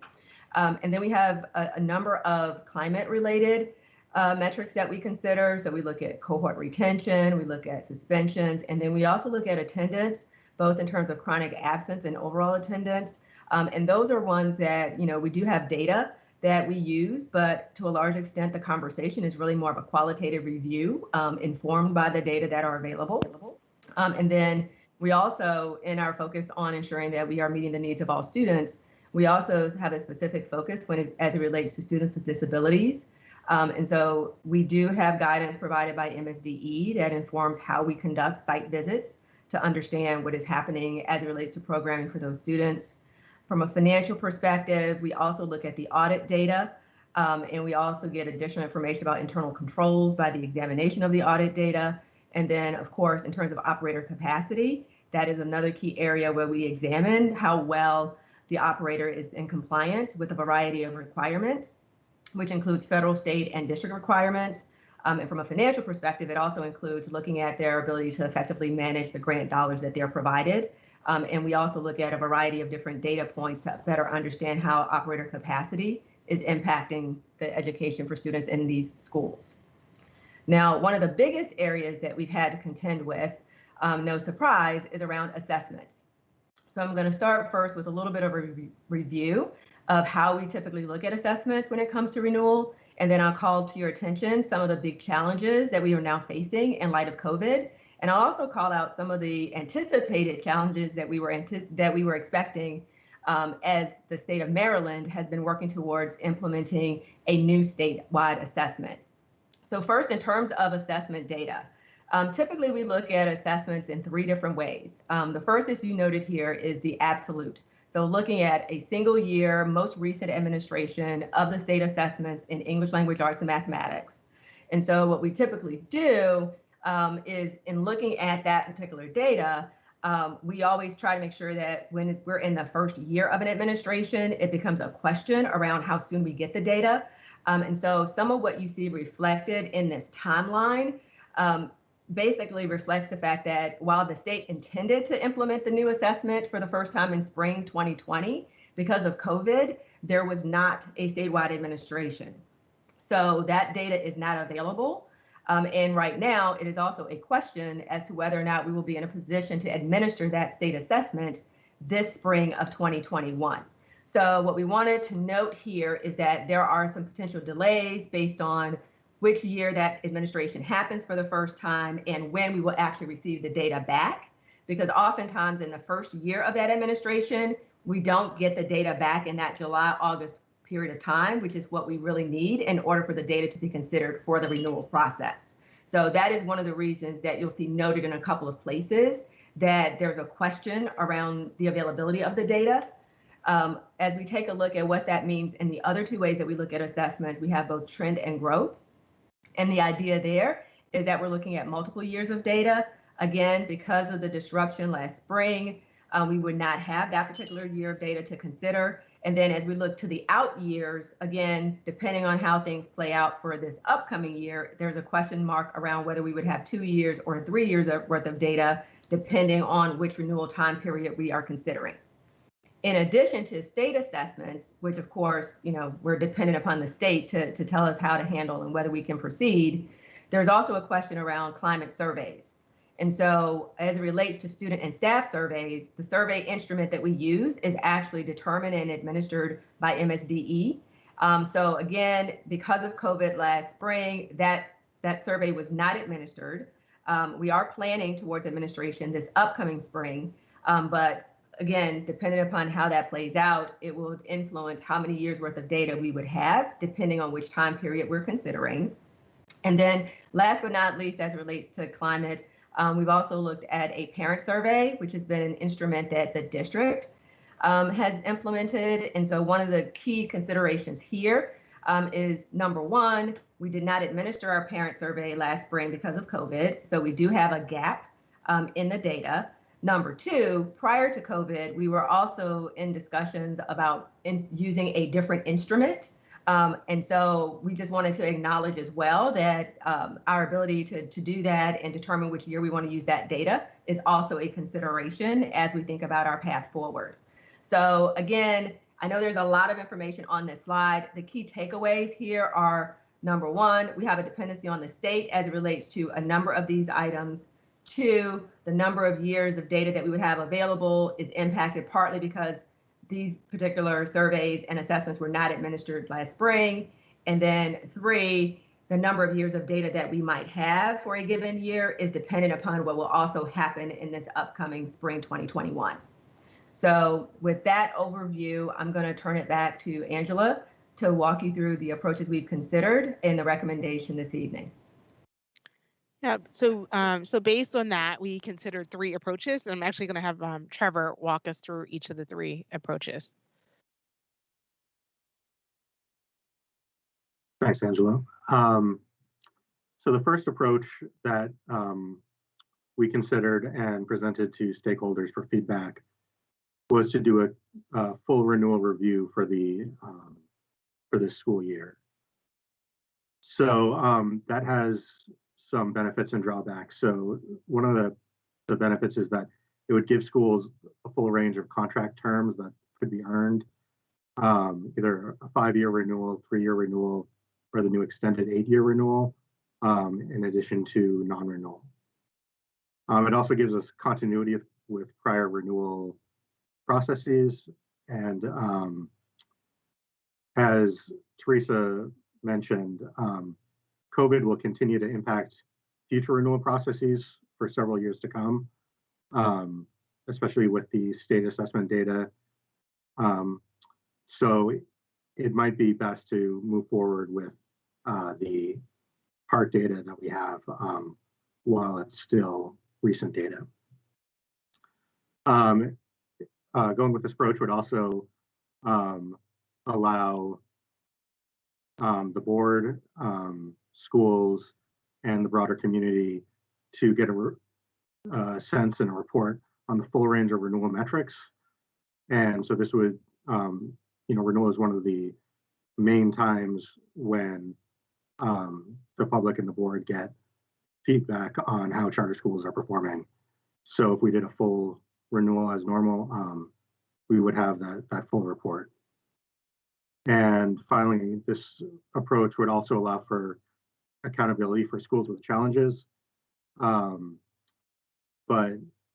if we had moved forward with this approach one, we would have to really consider how much weight to put on those lagged indicators like the state assessment. So that would be a challenge of moving with this approach.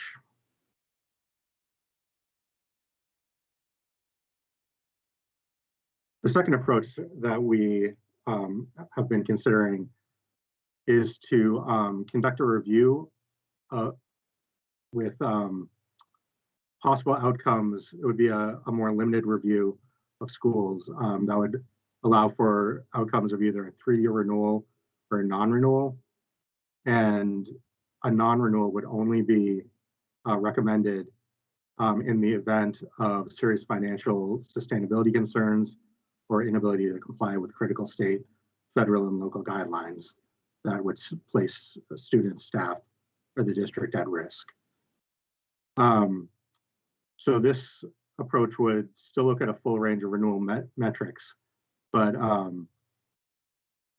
most schools, schools that are recommended for non-renewal would only be recommended based on those serious financial or compliance considerations. one of the benefits for this is that any school that receives a 3-year renewal, by the time they go through their next renewal round after that 3-year renewal, we would hopefully have more up-to-date state assessment data, so we can do a more thorough and up-to-date review of at that time. And taking this approach would, since we are looking at the full range of renewal metrics, it would still provide schools with an understanding of where their data stands in the renewal framework, and it would provide data for the information of schools for future planning and to address any challenges that had come up in the renewal review. This approach would also still provide schools and the broader community and the board with some feedback on performance and a view of where schools are at this time. Again, that's renewal is one of the times when we like to give feedback to schools about challenges that they're facing. So this would allow us to do that. And for schools with those serious governance or financial management issues, it would allow for accountability for those schools.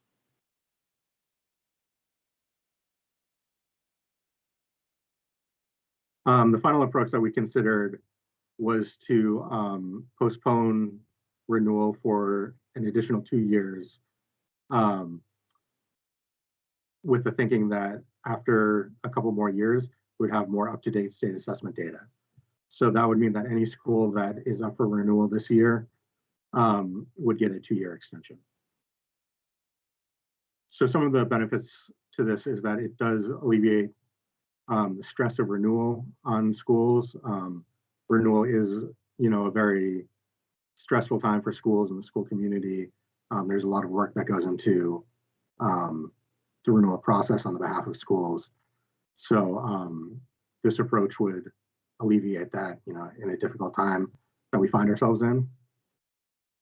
This would also allow us to have more time to understand the lasting impacts of COVID in virtual learning. And we would be able to use more up-to-date data to kind of understand those impacts in a more thorough way. This approach does have some drawbacks, though. It obviously provides less accountability for schools with challenges, and it does not, would not serve that function of giving feedback to the community on the performance of schools and challenges that particular schools are experiencing, as shown in the data. Yep, and just one more thing on that approach 3. The data picture in the future is really unclear, so waiting doesn't necessarily solve the problem. And so we know a bit about what we have now. So I just wanted to make sure that that part was clear too, that there's sort of a mixed bag in terms of what just waiting would do. And so it doesn't perfectly solve the data to the slides like Teresa just shared. Like there's still some level of uncertainty and some gaps that will happen in the future. And so we met with stakeholders. Some of the big points of feedback that we heard is that most stakeholders actually generally supported the idea of approach 2, but had some modifications they wanted us to consider if we went ahead with that approach. One of the areas that operators expressed concern around was the amount of time it takes to prepare for the school effectiveness review, and doing that in this time with in person. And so they were supportive of there are certain components that they agreed were valuable and would not be so intrusive to do, like focus groups, for example, and a modified document review.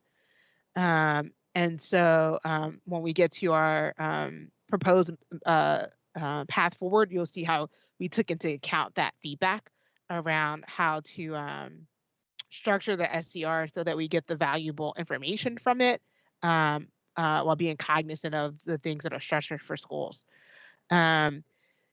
They also wanted clarity on if we went forward with this approach where the max term available in this year would be 3 years, what would it take to qualify for an 8-year renewal once that contract term ends and you're heading into a new kind of renewal cycle.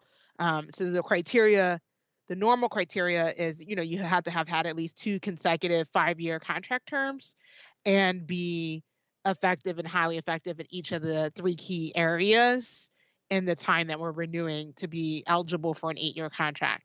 And so if we're only doing a 3-year and we're doing a more limited review, what would be the eligibility criteria? So that was a big concern for schools, how we would address that and maintain the ability for schools to earn an 8-year renewal. We also, again, we consulted lots of stakeholders and experts on renewal processes. And so it's really made clear to us that too, for a non-renewal, that in addition to the trigger being around serious financial and compliance issues, that if a school triggered a non-renewal based on those recommendations, that we would still have to be able to consider the academic record of such a school. So that's kind of a summary of the stakeholder feedback. And so for those reasons, we're proposing a modified approach 2 as the path forward. We believe that this approach best serves the interests of students and schools and our broader community at this time. And so while we have sufficient data to actually do a full renewal, we think this is actually the right way to go forward, given the feedback we've had from stakeholders and understanding just kind of where schools are. And some of the reasons are it provides stability for school communities. The renewal process, puts on the table the possibility of schools closing, which is stressful. Preparing for it is stressful, and the worry about will my school be successful in that process for the operators, for staff, and for families is a real kind of consideration. And so approach 2 allows us, if there's serious things that schools are falling down on, to close, if that makes sense, but it limits the circumstances and takes a lot of that worry off of the table. It allows us as a district to fulfill our responsibilities around oversight as an authorizer of charter schools, but also of other operator types, and really understanding and making sure that schools are sound in terms of their practices. We can't have schools violating legal requirements. Those cause great harm to students when we see those kind of violations, nor be financially unstable, where they're not actually going to be existing as an organization. They won't be operating a school. And so we don't want to, what we see nationally happen, when you don't have this kind of review, is you'll see schools close in the middle of the year. That's something we've never had happen in Baltimore through this process, and we want to maintain that ability to not have those things happen. It also reduces the stress of the process on community in the way that we are going to recommend moving forward. We would modify the SER, omitting some of the metrics with this proposed plan. And we would take off some of the metrics that we normally look at renewal. So we wouldn't do surveys this year, so no student, staff, or parent surveys as part of the review process for the renewal consideration this year. Suspensions, chronic absence, cohort retention, we wouldn't rate those measures this year. This, I think, balances both the extremes of just waiting and of just going forward as if we're not dealing with a lot of different things at the same time. And it would still give us as the district, the board, schools, families, and other organizations that work with our schools, a sense of how well schools are performing in certain key metrics. That's really important. I don't want to understate that. It helps us in our daily kind of monitoring and managing of schools, and it helps schools in getting prepared to be successful in the future and have a path forward and understanding where they stand in renewal. We often get requests for schools to want us to run when they're not going through a renewal kind of measures to see where they stand. So it helps with that school planning. And our proposed approach preserves the ability we define what it would take for an 8-year renewal for schools with that long-term record of success. And Angela, as you move off that slide, I do want to clarify one statement that you made. Sure, in please, terms of the surveys. What we're saying is that we would not use survey data for this process. It does not mean that the district would not be administering those surveys. That's right. That's an important point. Yes, we are still administering surveys, and we still need all people to participate, all schools to participate in the surveys. If approved, so this is the key kind of thing, schools will be eligible for a 3-year renewal or non-renewal. Not effective in any of the areas listed below would be the grounds for a non-renewal. And so not effective in effective programming for students with disabilities, audit financial controls, operator capacity, or strategic leadership and governance from the SER. If a school is recommended for non-renewal based on that criteria, then the school's record of renewal, as well as the school's academic performance, will be considered and provided as additional factors for the board to consider in its decision-making. The other thing to understand is, like, for schools who are currently in a 5-year contract term now, and that earn the highest ratings in the categories that we're looking at, which could be meets expectations, effective, or highly effective, as well as in the overall academic section of the rubric, would be credited as if they earned a full renewal, and thus if would be eligible for consideration for an 8-year renewal in the future renewal process, along with like their performance at that time that we do that review. And so we're recommending the board approve that approach. Before you do that vote, we want to kind of walk through what these indicators look like.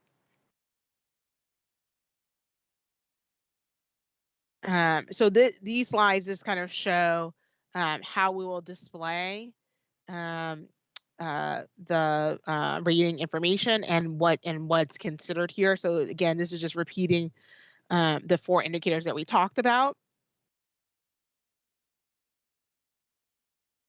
And so schools will see in this process ratings for the measures that are in the academic section that are listed here. And so we will use those ratings towards consideration for eligibility for the 8-year renewal. For any schools that are recommended for non-renewal because they were not effective in those 4 categories that we looked at on the previous slide. I think schools should be using this to inform their planning for the next contract term. It also helps us in identifying areas where we may pointedly say to schools what they should be working on for that next contract term. And then it also provides stakeholders with a sense of efficacy, particularly in the area of school performance. For climate, we're only going to look at these 3 indicators. So highly effective instruction that comes from the SCR. Again, that's going to be an edited SCR, so it's going to be select key actions and not all of the things that we look at. Same thing for talented people and vision engagement. Again, it will inform school planning and kind of help us in terms of that monitoring of schools and schools understanding and the community understand the efficacy of their approaches at this time.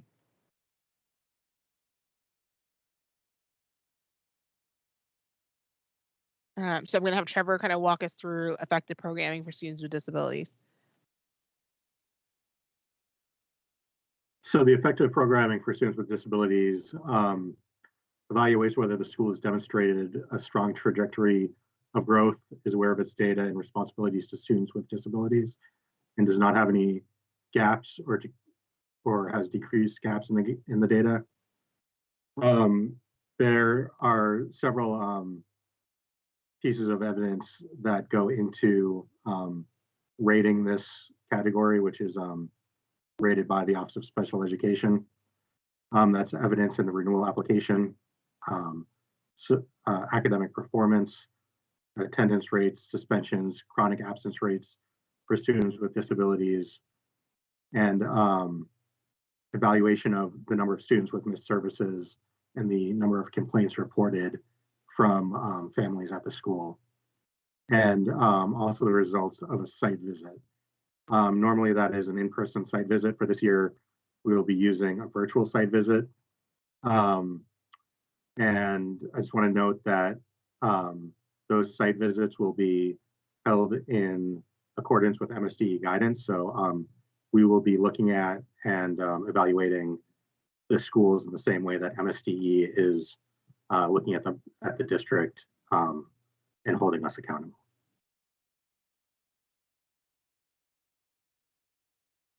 And so the other things that that lead to the consideration again are the audit. So that's looking at the performance over time, the strategic leadership and governance from the SER. So that one will be a domain, will include all the key actions and be consistent with prior years, with the only changes maybe being slight changes in terms of how you submit materials in a virtual environment. Operator capacity, again, we'll continue to look at how schools are meeting their requirements under the contract and state and federal guidelines, as well as grant and financial management and all of those pieces. So those will continue to be looked at.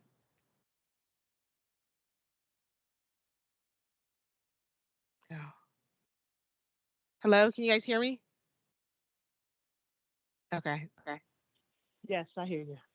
Okay, sorry, my screen had was frozen for a second. I'm gonna turn over to Chief Jones to talk about the school effectiveness review.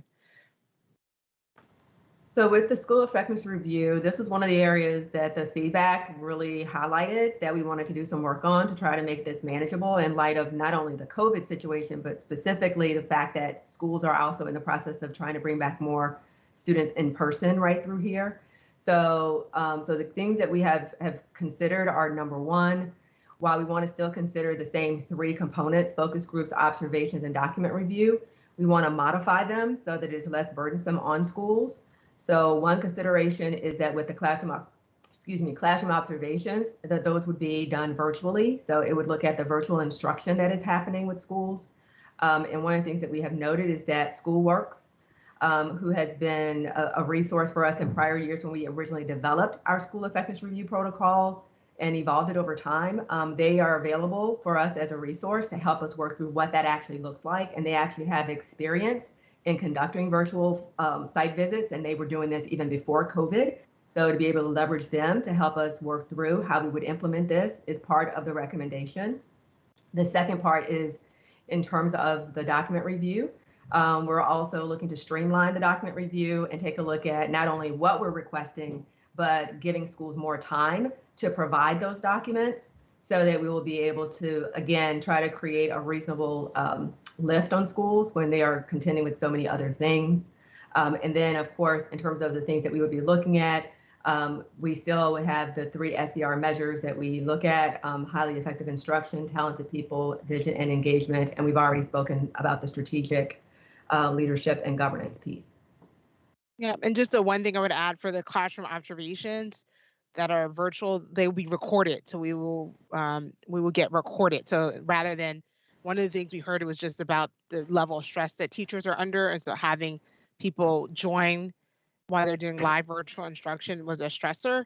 So a modification that we do is actually have schools submit to us recorded lessons that we'll review from the recording rather than live. Next slide. And do you want to cover this? No, you can. Sorry. Okay, no problem. All right, can we go back to the assessment slide, please?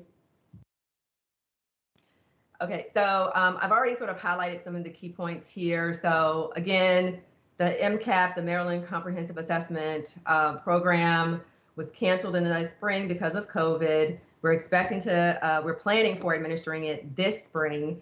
It's still a question mark of our ability to do so, partly because the state has made it very clear that it can only be administered in person. So we have to make available the opportunity for students to test in an in-person setting. And so what that means is that where we sit right now is that the last assessment data that we have is from the 18-19 school year. So I'm not going to walk through like the 3 different ways once again, but again, I just want to flag that what we've noted here is the specific years that we would have available. So there is a lag. So the most recent year would in this case be 18-19. And then when we look at trend and growth, we're looking really at 16-17 through 2018-19, or comparing results from 2018-19 to 16-17. For Fidelity Charter and overall application, it's going to be largely the same. We did a little cleanup just to make sure the language was clear. It looks at 3 components: mission and vision, response to challenges, and enrollment and demand. This is, really considering what the schools write in their application.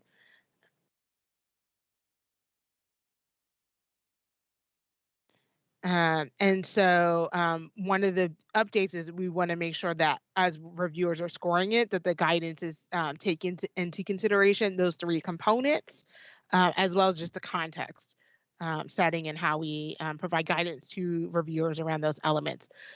So, we're looking at, are they making a case that they are meeting the needs of their students? Have they delivered their mission and vision in a way that meets the needs of all students and is fully realized in the school? Do they have strong enrollment, attendance, and connection to the school? So those are some of the key things. How do they respond to challenges? All schools have challenges. So are they proactive in how they respond to and handle challenges? So those are some of the key things that we look at in this particular measure.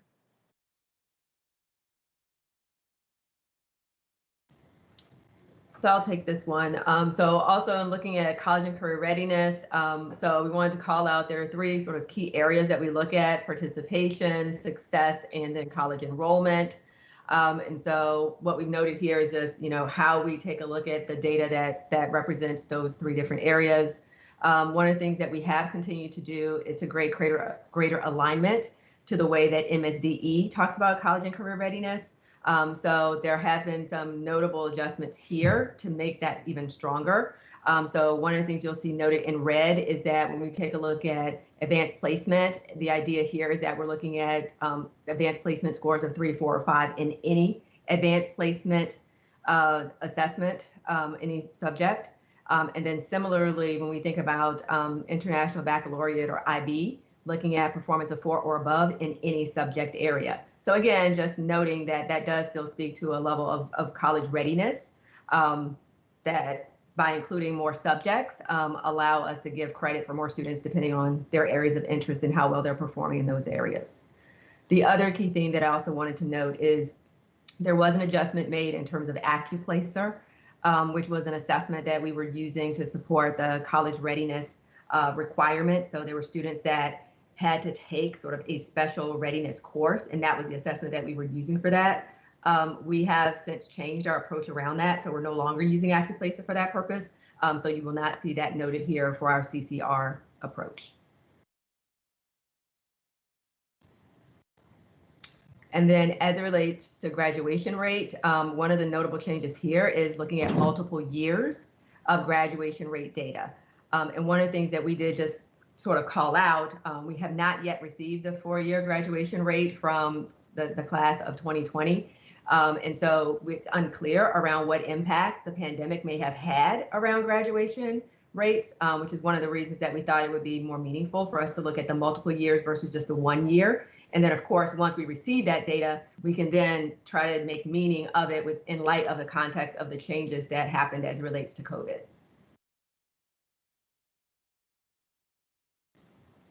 So for effective programming for all racial ethnic groups, so this is a newer measure. It used to be part of the Fidelity Charter measure, and so we separated it out. So this measure will remain the same. So, we're looking at how schools are dealing with any achievement gaps and that they have a myriad of approaches that they're using to address that that's based in research. And so, are they making sure all students are getting access to rigorous questions and coursework? Is it all on grade level? How they're attending to students who are having challenges with certain in certain areas. Are they paying? Have they adopted a policy around equity? Have they done work as a school community and understanding implicit bias? How is that informing how they look at student data and interrogate their own actions around that? Are they choosing materials that reflect their student population, both in content and the authors? So it's just a mix of things that come out of the research that we look to see that schools are using. And so the only key kind of update here is that we're making sure that the threshold, so this measure is only considered for schools that have enough diversity in the different groups in order to be considered. So this threshold is now going to be aligned to updates the state has made around cutoffs for identifying students. So we're making it consistent with that, those kind of thresholds. So that's kind of the key thing. So 10% of student population or fewer than a set number of students in a grade band. So that's a big, that's the change there. The other thing that we're doing, because the academic measures come into play for eligibility for 8-year and are part of consideration for any school that is triggered for non-renewal, we wanted to make sure that the weights were cognizant of that lag data that we talked about. And so we've adjusted down. You can see the table at the bottom shows what the weights were last year. And so the table at the top is showing what the approach that we would move forward with and how we've adjusted the weight. So you can see we've reduced the weight for absolute and trend. Growth has always been a weight where we put more. So we've maintained that because there's a level of rigor to that data because it's a multi-year data and it really goes at the individual level to look at students. And then we've increased the weight a little bit in the Fidelity or charter measure that's really considering like the school's application and the evidence that they provide in this process. So giving greater weight to that evidence and to that review. So that's how we're handling the academic section.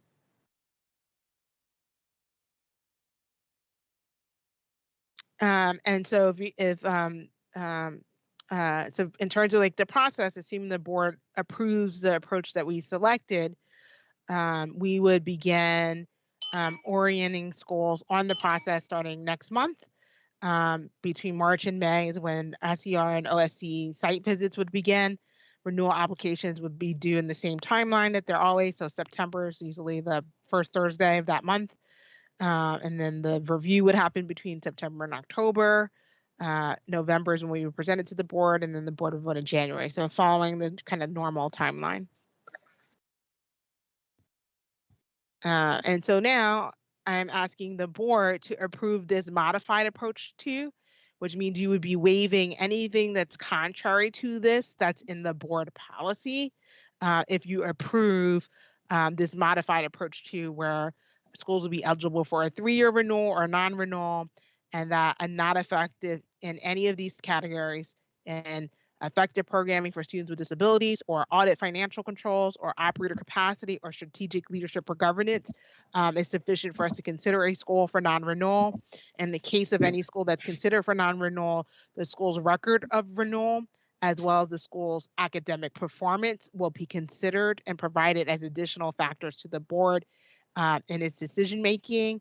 Additionally, schools who are successful in each of those measures, receiving the highest ratings of meets expectations, effective or highly effective, as well as in the overall academic section, who are also in a 5-year renewal and are successful in the review at that time, would be eligible for an 8-year renewal.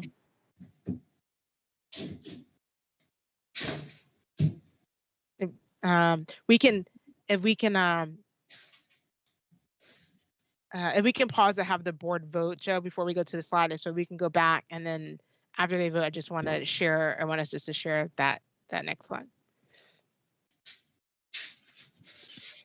Thank you, Angela. I'm going to ask my fellow commissioners, does anyone have any questions before we vote on this?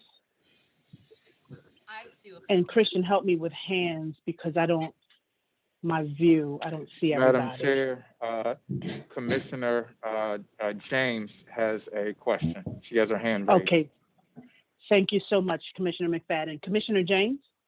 Thank you, Ronald and Madam Vice Chair. My question, Ms. Alvarez, is with these 4 bullets, we know we've had challenge in the past of disparities between academic performance that have been fairly wide in number as well as impact.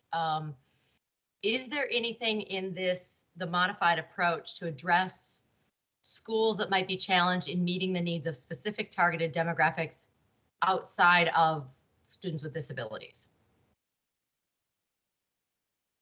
So you're saying if a school's having academic challenges, like the racial gaps or just in general or in math or something? How is that reflected in this modified approach? Yep. So in this modified approach, they wouldn't be, if they were effective in each of these 4 categories, right? But they had, let's say they had poor math performance, we would not be recommending a non-renewal for that school. They would be getting a 3-year renewal, but we would identify that as something they need to work on during this contract term. Okay, thank you. Are there any other questions? Does someone else see a hand? Commissioner Reed has his hand up. Commissioner Thank Richardson. you, Thank you, Commissioner McFadden. Commissioner Reed. Thank you, Ms. Alvarez and Ms. Jones. I guess my question refers to page 30. How tough will it be for us to get our arms around the growth? Because I see how middle school's gone from 21 to 30 and elementary from 35 to 40. In these times, uncertain times, how can we gauge growth? How tough is that going to be? So in terms of how we're actually looking at growth, we are actually using what's called a student growth percentile as the way that we are looking at how students perform. So the idea behind a student growth percentile is it's taking a look at a student's performance relative to their other student peer group that performed in that same way in the prior year's state assessment. So that approach in and of itself around how we actually determine growth does not change. What we're highlighting here, though, is that the number of years of growth data that we have might change because we don't have growth data that would consider school year 2021 because the assessment was not administered. So that is inherent to like this whole approach, is that we continue to use the student growth percentile, and we would only be able to use it for the years for which we have data available. Thank you. You're welcome. Yeah, I think that's the other thing. I'm glad that Teresa said that because it just triggered something else I want to add in response to Commissioner James's question. So like a school who,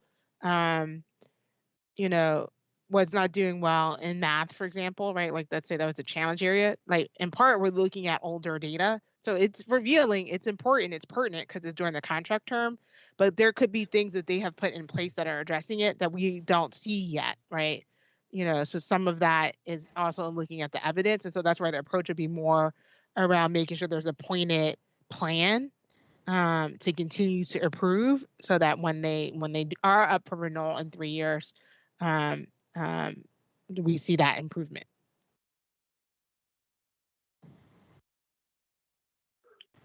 Vernon, is your hand still up for another question, or is it from previous? Okay. Any other board commissioners with questions? Seeing none, is there a motion to approve item 8.05? So moved. Is there a second?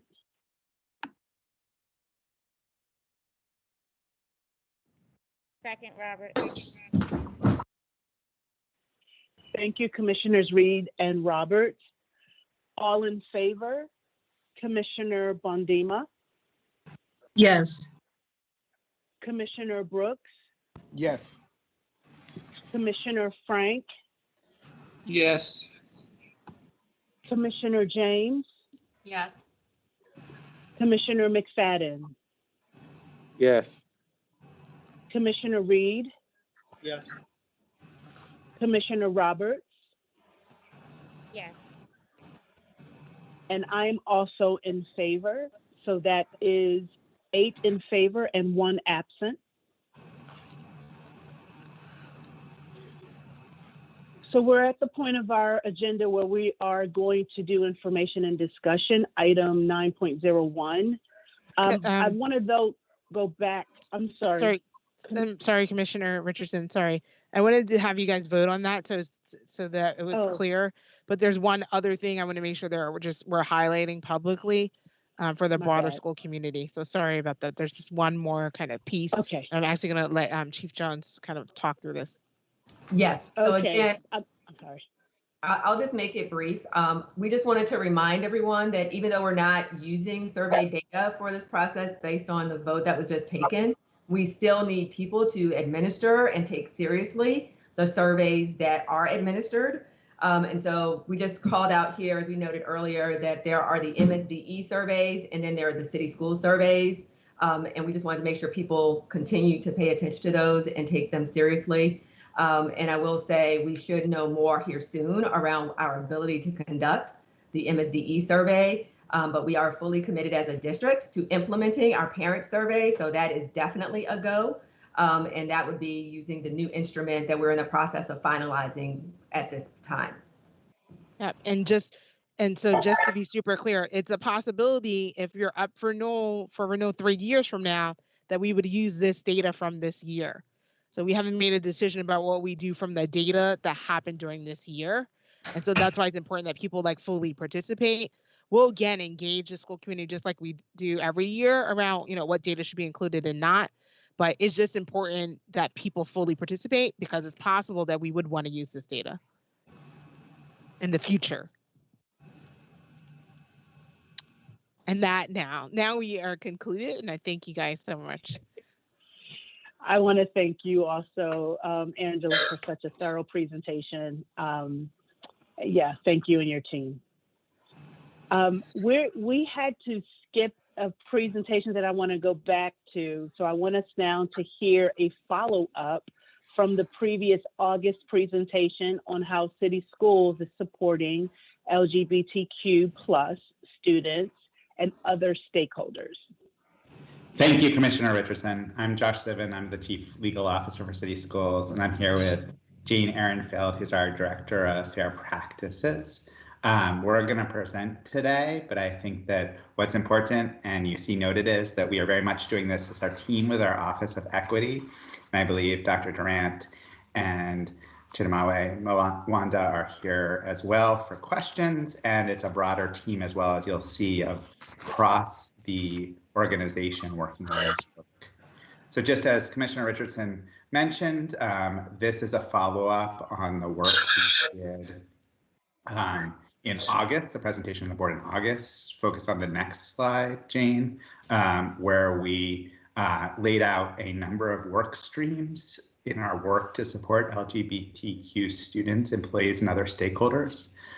We want an update on where we have come in that work since in the past 6 months, as well as the planning that we're engaged with and that's underway for the future. And also as an important reminder that this initiative, this work aligns with the board's groundbreaking efforts on policy ADA, our equity policy, as well as policy JBB around sex-based discrimination.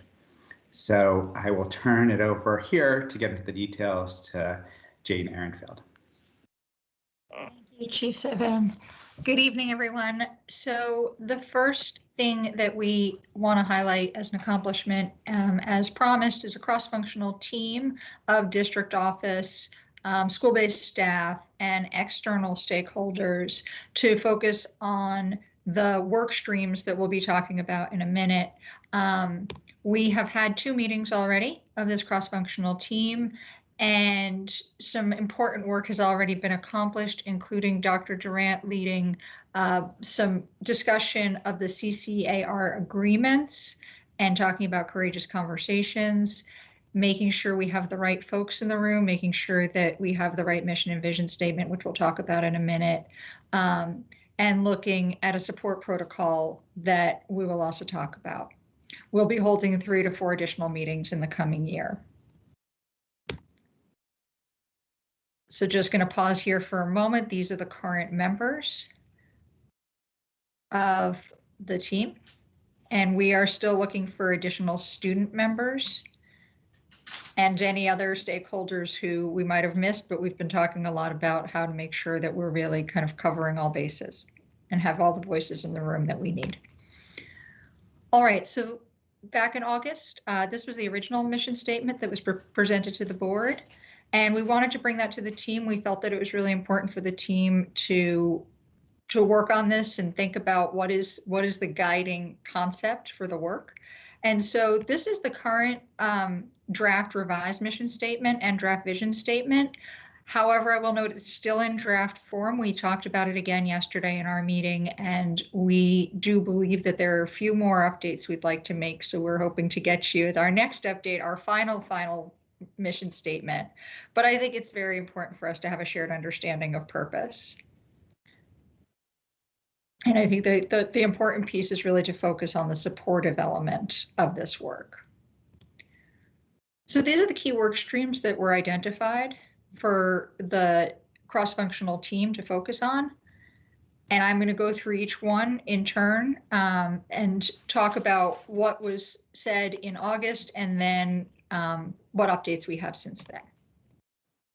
So starting with policy interpretation and implementation, as you know, and through the extraordinary visionary leadership of the board, we have updated policy JBB and policy ACB, not only to be in line with new regulations from the Federal Department of Education, but really to ensure that they are in line with the vision of this initiative.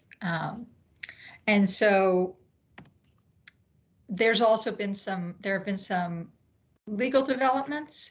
Some of these came before the August presentation, but some very important pieces. One actually was just last week, as some of you may know, President Biden issued an executive order that affirmed the rights of transgender students and the rights of students to, for example, use restrooms and participate on sports teams corresponding to their gender identity. And so we are keeping abreast of all of the developments. They're going to come quickly, I believe, in the next few months. So this is what was presented into the board in August as the work, and I will talk through briefly some of the updates since then. We've been strengthening the system-wide Title IX coordinator role in my department, the Fair Practices Department. We hired a highly experienced new Title IX coordinator, Courtney Calhoun, who comes to us with 30+ years of experience. We've been participating in trainings, updating the non-discrimination statement.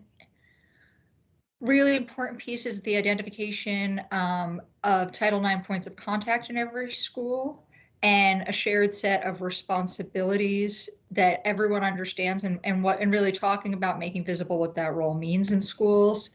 And then, as I mentioned before, updating JBB and ACB. And then following on that, streamlining protocols for reporting and addressing and investigating complaints related to policy JBB, policy JICK. And we're really trying to develop an approach that is very user-friendly for school-based employees to be able to implement these policies in real time and working under quick deadlines. The next work stream is student engagement, support, and wholeness. And so this is what was presented to the board in August. I think it's really important just to contextualize before we move into the updates that there's a whole lot of data and research that supports this work. And we will be diving into that in much greater depth as part of the cross-functional teamwork. But I just want to show some of this data before I move on, just to give a sense, and many of you I'm sure are familiar with it already, but this shows some data that relates to students across Maryland. And we see a lot of heightened rates of bullying, of harassment for LGBTQ students. This comes from the Youth Risk Behavior Survey, and so it relates specifically to students in Baltimore City Public Schools. Higher rates of suicidal ideation, of depression. These are really, they're sobering statistics for sure. And then finally, we wanted to monitor the impact of COVID-19 on LGBTQ students. And so we just see some impacts that relate to COVID-19 specifically in LGBTQ plus youth. So updates on this front. We had a great conversation yesterday at our second meeting of the cross-functional team about a school support protocol that we will be rolling out slowly to schools with a lot of supportive training around ensuring that students have a safe environment in which to discuss, explore their gender identity, and that the school is a safe place for all students. We've been working with ASCBC.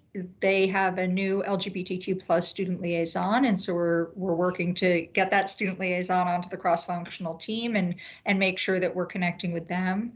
And then crosswalking our work with the City Schools Bullying Task Force. There's been phenomenal work that's happened since long before August on the Gender Sexuality Alliance front. And we just really want to showcase that continuing work. And it's been really extraordinary to see that even with school going virtual, the work continues. And so there have been new advisors trained this year. There will be more new advisors trained. There have been meetings, there have been activities. It's just been a really, really active place. And so tremendous kudos to the folks who are running the Gender Sexuality Alliances and all the advisors, because that work, as you can see, is continuing. On the professional development front, this is what was presented in August around professional development.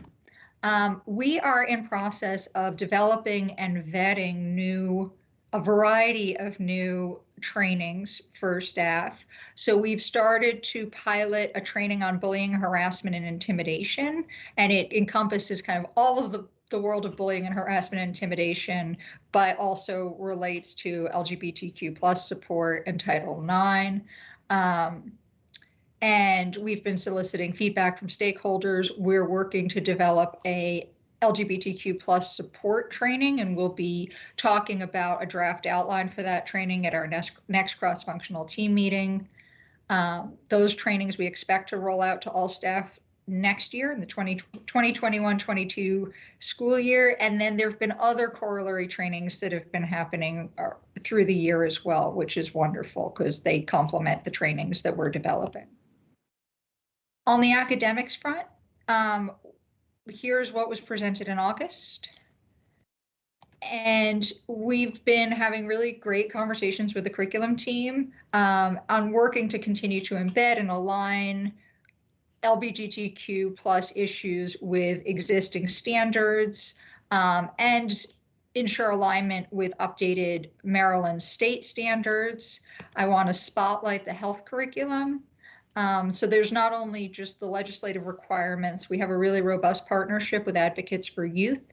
We have the 3 R's curriculum, and there are multiple ways in which that work embeds into the curriculum from elementary school all the way through high school to ensure that LGBTQ plus awareness and support are kind of embedded into everything that students are learning in their health curriculum.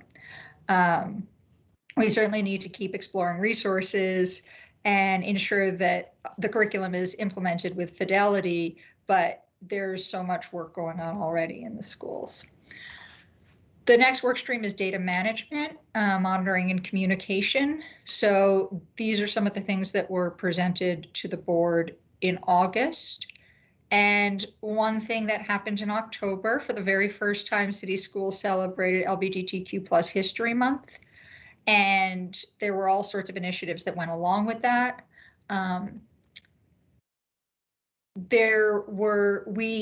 We issued in September COVID-19 pandemic guidance related to virtual learning platforms to ensure that students' preferred names could be displayed on their virtual learning platforms. It was rolled out to the whole city school system. We've begun the process of updating student record systems to include a designation for non-binary students. And then really, as I mentioned before, updating and streamlining our reporting processes. Finally, the last work stream is facilities design and construction. So gender neutral facilities have been incorporated already into 2 21st century school projects. And just as a last piece, here's a design and a photograph of brand new gender neutral facilities in one of our 21st century schools. And that's all. And we can take any questions that you might have. And before we open up, I just wanted to give an opportunity for the Equity Office, Dr. Durant, if you want to add anything.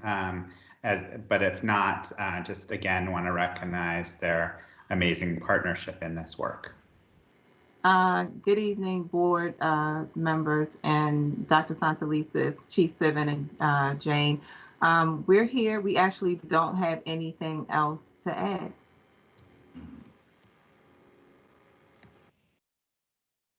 So thanks, and we're excited to continue this work and to continue providing updates as we go forward.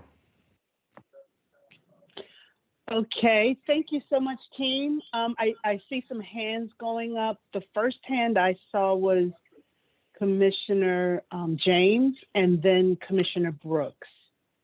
Madam Chair, Commissioner Richardson, I just want to say I know that you saw those hands, but Dr. Brooks, Commissioner Brooks did ask in the chat if some of those bullet points that were mentioned, I believe it's in the highlighted slide, the preliminary review of existing external data, if some of those points can be elaborated on or colored a bit more. I know you were in the presentation, so I'm sure someone probably missed seeing those comments. I just want to make sure we get there because those were the first set. That was the first set of questions. Okay. I appreciate that flag. Thank you so much, Commissioner McFadden. Which slide would you like to look at? I'm sorry. So it starts on slide 16. Slides, okay. The data. Okay. Yeah. And I think that this slide and the following ones are important as part of our work to both recognize the data out there, whether in the GLSEN survey or in on the next slide, the youth risk survey that is done, and this is particularly the Baltimore data. And just if we focus on this slide at the top, just to because Commissioner Brooks wanted to focus there, the figure, for instance, of 17.5% of LGBTQ high school students report being bullied in school compared to 12.4% of non-LGBTQ students, and going down, for instance, if you look at the 2 from the bottom, 41.9% of LGBTQ high school students seriously considered attempting suicide compared to 13% of non-LGBTQ students. So this data like this will be considered at the cross-functional team and inform our work as we go forward. Yeah. Is that what you wanted, Commissioner Brooks? Yes. So I just wanted to really just put emphasis there because I just want to know this is actually a particularly significant moment for the district. I think this is the first time, or at least that I'm aware of, that the district has actually highlighted that we have LGBT students in our district and we have data on it. And so that the Youth Risk Behavior Survey is administered through the federal government. And for many, many years, they've been collecting this data. And so I just wanted to sort of bring it to their attention because I think sometimes it becomes really important to contextualize that our work around LGBTQ, and particularly my interest in LGBTQ advocacy, is really tied to the fact that it's hard to do well academically when you're being bullied, the target of harassment, and not having full support services within your school system. And then the other host of mental health issues and challenges that can arise. And so I just wanted to just kind of acknowledge this and lift this up as significant, not only for our journey forward, but also deeply grateful and in deep gratitude for all of the cross-functional team members for actually making this happen. And so I just wanted to say that.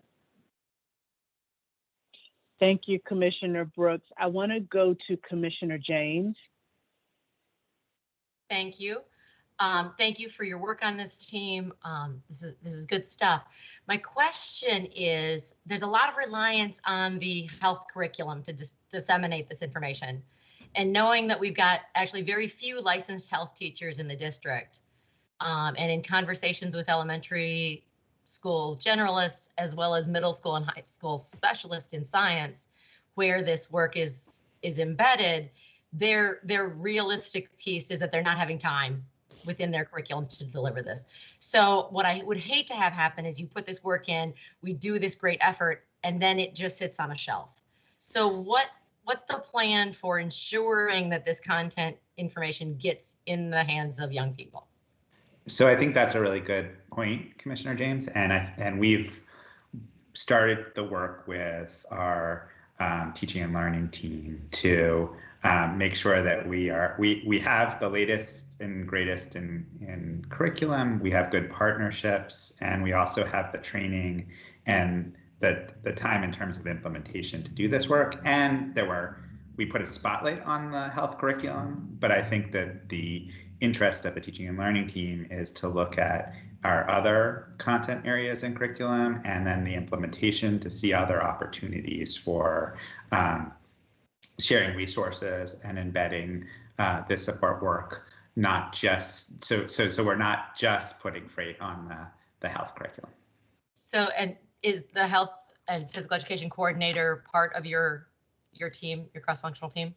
So Josh Bailey from Teaching and Learning is, and he's been coordinating the work through all of the teaching and learning units, and we have heavily relied on the experts on health curriculum and have pulled them in already. Okay, so then the next piece that I'd simply request is, this is a big lift and important work. We've also got the work from the state law on heroin education and dissemination of addiction information through health education. Could we get a visual of which schools have health educators across the district? How many health educators we have, so that we understand better the needs of professional development for the teachers that are delivering this content, to make sure they're not using biased language, to make sure they understand the full scope of what teaching a comprehensive sex education and body awareness curriculum looks like through an LGBTQ lens, to make sure that the resources are in place to ensure this content is delivered in an appropriate manner. And if I could suggest that is and will be one of the guiding questions as we look at curriculum. So in our next update on this, maybe we could incorporate that in, unless you want that information sooner, and then we'd be happy to follow up. I think definitely ongoing as a continual inclusion. I'm concerned if my term on the board ends, the question dies. So sooner would be better to have that information. And especially because I don't know that we have the capacity to train every elementary school teacher and every science teacher. So really looking and ensuring that we have a licensed health educator in at least every cluster of buildings to make sure this information can get disseminated in a way that isn't re-traumatizing. And I think this is where our partnerships with external organizations that are coming in and supporting is also really critical. So we can also just make sure that we embed that in what we share out, is how external organizations are supporting that work as well. Yeah, and certainly external partners are important, but also having that teacher in place in the building. Absolutely. Thank you. So, Commissioner Brooks, did you take your hand down? Because you did have your hand up. Did you get everything you wanted, or should I come back to you? Oh, you can come back, because I think Commissioner McFadden had his hand up. Yeah. Oh, okay. So we'll do McFadden, then we'll come back to you. Okay. Great. Thank you. Perfect. Commissioner McFadden. I appreciate it. Yep, I appreciate that, Commissioner Richardson. In response to that, just to follow up with Dr. James's comments, I would like Christian, Mr. Gann, if we could work with the Teaching and Learning Office to have a update with the Teaching and Learning Committee. I'm not sure where that would fit in our calendar. I know that this update is coming to the full board, but I think that if we kind of narrow in committee a little bit more, that this will continue to be a way that the board will remain updated on this work that is happening. So that is my ask right now, for us to schedule some time for this to come back to Teaching and Learning Committee so that we can have a more robust conversation about this, but also about plans, where we're going and where we're moving. You captured that, Christian? Yes. Okay. Commissioner Brooks? Yeah, and I just wanted to say that I know that having some conversation, so building on both what Commissioner James mentioned around sort of, I know that compliance is really important for us, and for me specifically, in terms of making sure that, or rather ensuring that we're capturing the right and appropriate information, and make sure that our plans to integrate these pieces sort of happen and they happen effectively.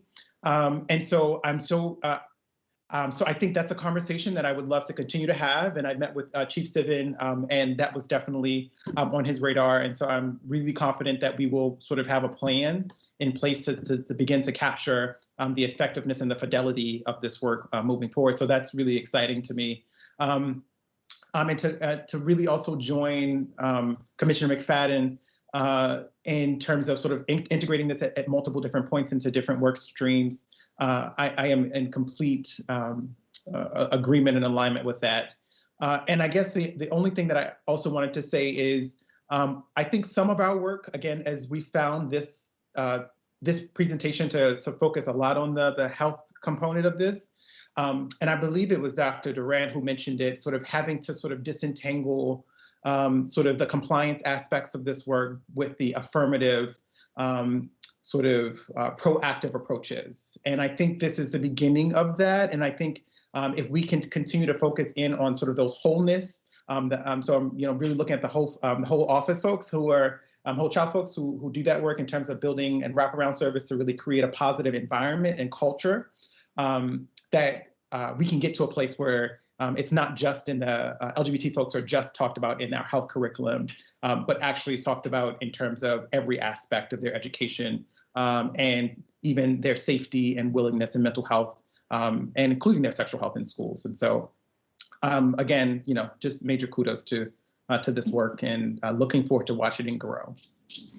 And to that point, Commissioner Brooks, I think that you are seeing Jane and I presenting today with support from the Equity Unit, but we have with us, you see Sarah Warren chiming in and Janice Lane chiming in. There has been real support across the organization and including our schools and engagement here. So we may not be the best vehicles to convey that, but I just wanted to assure you that we are really thinking across, and we have gotten as we plan the cross-functional team, and we wanted to be very planful at how we rolled it out. We really got very strong engagement from the various offices we reached out to, and even the ones that don't have a member there, we've actually talked to, and they volunteered to come in as necessary. And also those conversations have helped prompt already engagement in the work. We had a great conversation that I referenced earlier, but just want to stress with Janice Lane and her team, and Josh Bailey being our contact to that, to think about embedding this work across our teaching and learning work in a way that is sensitive to and thinks about all the different ways in which we can engage with vendors and the like. So I really appreciate Sarah and Janice for chiming in to echo and emphasize the important collaborative effort here. And I think Commissioner Brooks, this is why we want to really make sure to get that mission and vision statement exactly right. And that's the conversation we've been having about it, because if we have a shared vision of what the work is, and as I mentioned before, kind of focusing on the supportive element, the affirmative element, then I think that will guide every piece of what we do from here on out. So thank you for raising that. Thank you all. Are there any other questions or comments from the commissioners?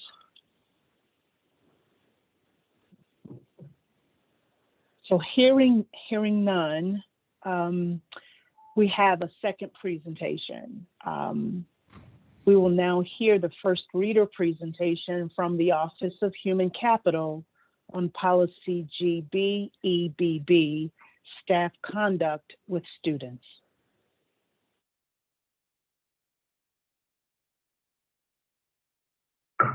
Good evening, Commissioners. My name is Jerome Jones. I'm the Director of Labor Relations in the Office of Human Capital, and I'm here for the first reader of GBEBB, Staff Conduct with Students.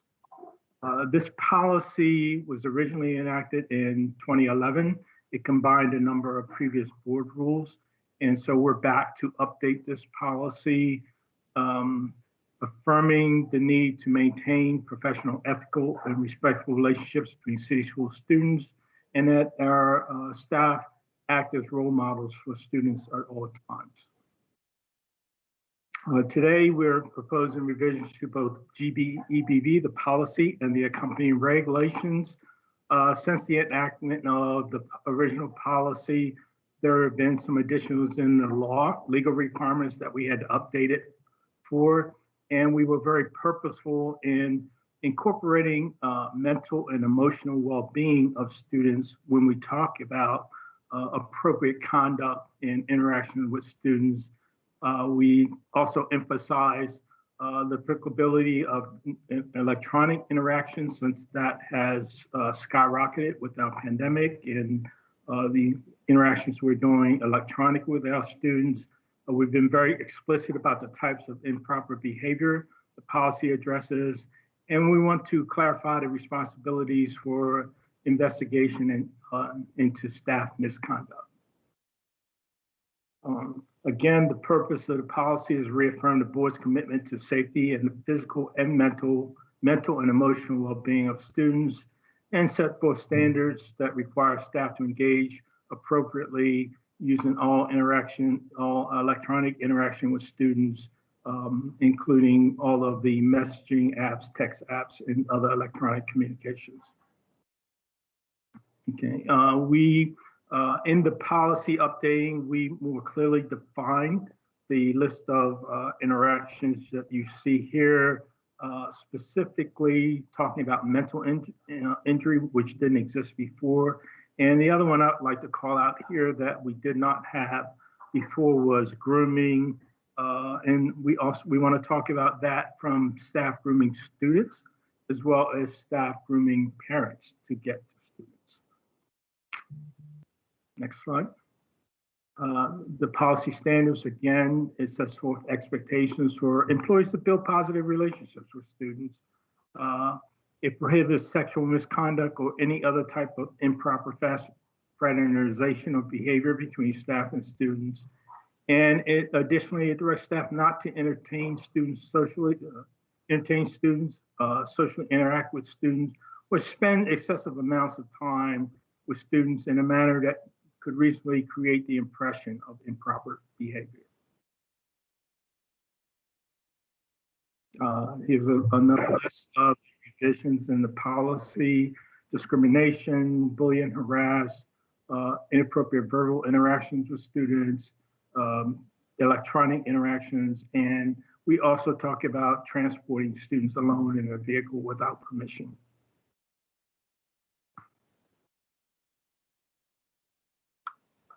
It directs the CEO, another piece we have added in here, directs the CEO to designate, produce, and regularly update an employee code of conduct to outline appropriate boundaries between staff and students. Requires staff training regarding prevention, identification, and reporting of sexual misconduct. And also the policy continues to require an annual report to the board regarding the status and disposition of all cases of allegations of violations of this policy.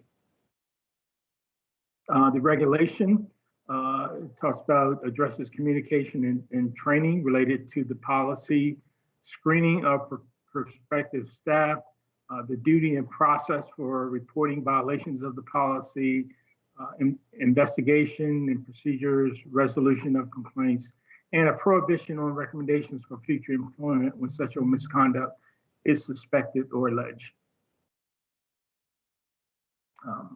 The other thing we've added here is under this regulation, we have what's called a discipline committee that would be made up of Chief Human Capital Officer, Chief of Schools, someone from academics, and the Chief Legal Counsel as an advisor that we would present quarterly the trends, the data on substantiated misconduct cases, looking at any demographic trends to ensure that the disciplinary recommendations are consistently applied from an equity standpoint.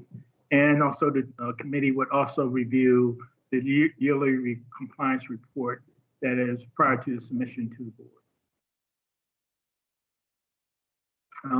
Some of the stakeholders with the Office of Human Capital, legal office has been a big contributor in updating the policy. We've reached out to schools office last week, presented to PCAP and looking for feedback from them. We're going to reach out to the Associated Student Congress of Baltimore City, and all of our bargaining units have received a copy of the policy and a company regulation for feedback from them on this policy, because it has the potential to impact every employee of city schools at some time if there are allegations or if they see inappropriate behavior by any of our students, by any of our staff.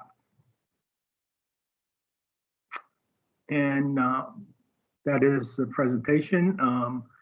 We look forward to any feedback to myself so that when we come back for second reader, we will update any feedback from the partners we've reached out to in updating the policy and the company regulations. Are there any questions? Any questions from the board commissioners?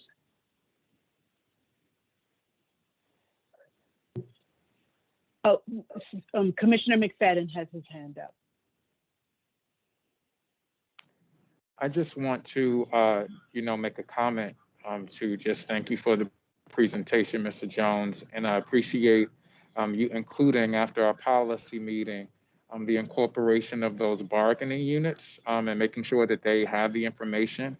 I would just encourage us to follow up with them also. I know we send it and we solicit their feedback initially, but I would just encourage to make sure as much as we possibly can to get an authentic response from them to really inform this particular policy revision. So just want to say that I appreciate the work that you do on behalf of city school staff. And I look forward to hearing what the engagement looks like as we come back to second reader. Thank you. I will certainly reach out and make sure we get feedback from all of our partners. Any other comments or questions? Okay, so next on our agenda, first of all, thank you, Jerome Jones, for your presentation and your work on this. Thank you. And as it relates to committee reports, I just want to remind the public that our committee meetings are all recorded and you can review them at your convenience. I have to give you all a notice of our upcoming meetings. And so our next Teaching and Learning Committee meeting, it will be virtual, and it is on Tuesday, February the 2nd, and it will start at 3:30 p.m.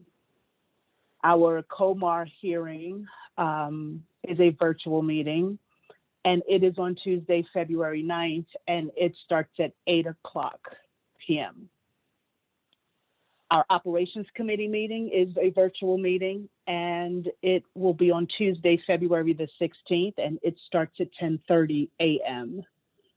And lastly, our Policy Committee meeting is a virtual meeting, and it will be on Tuesday, February the 16th at 3:30 p.m. We can adjourn. If there are there any questions or comments from our board before we adjourn?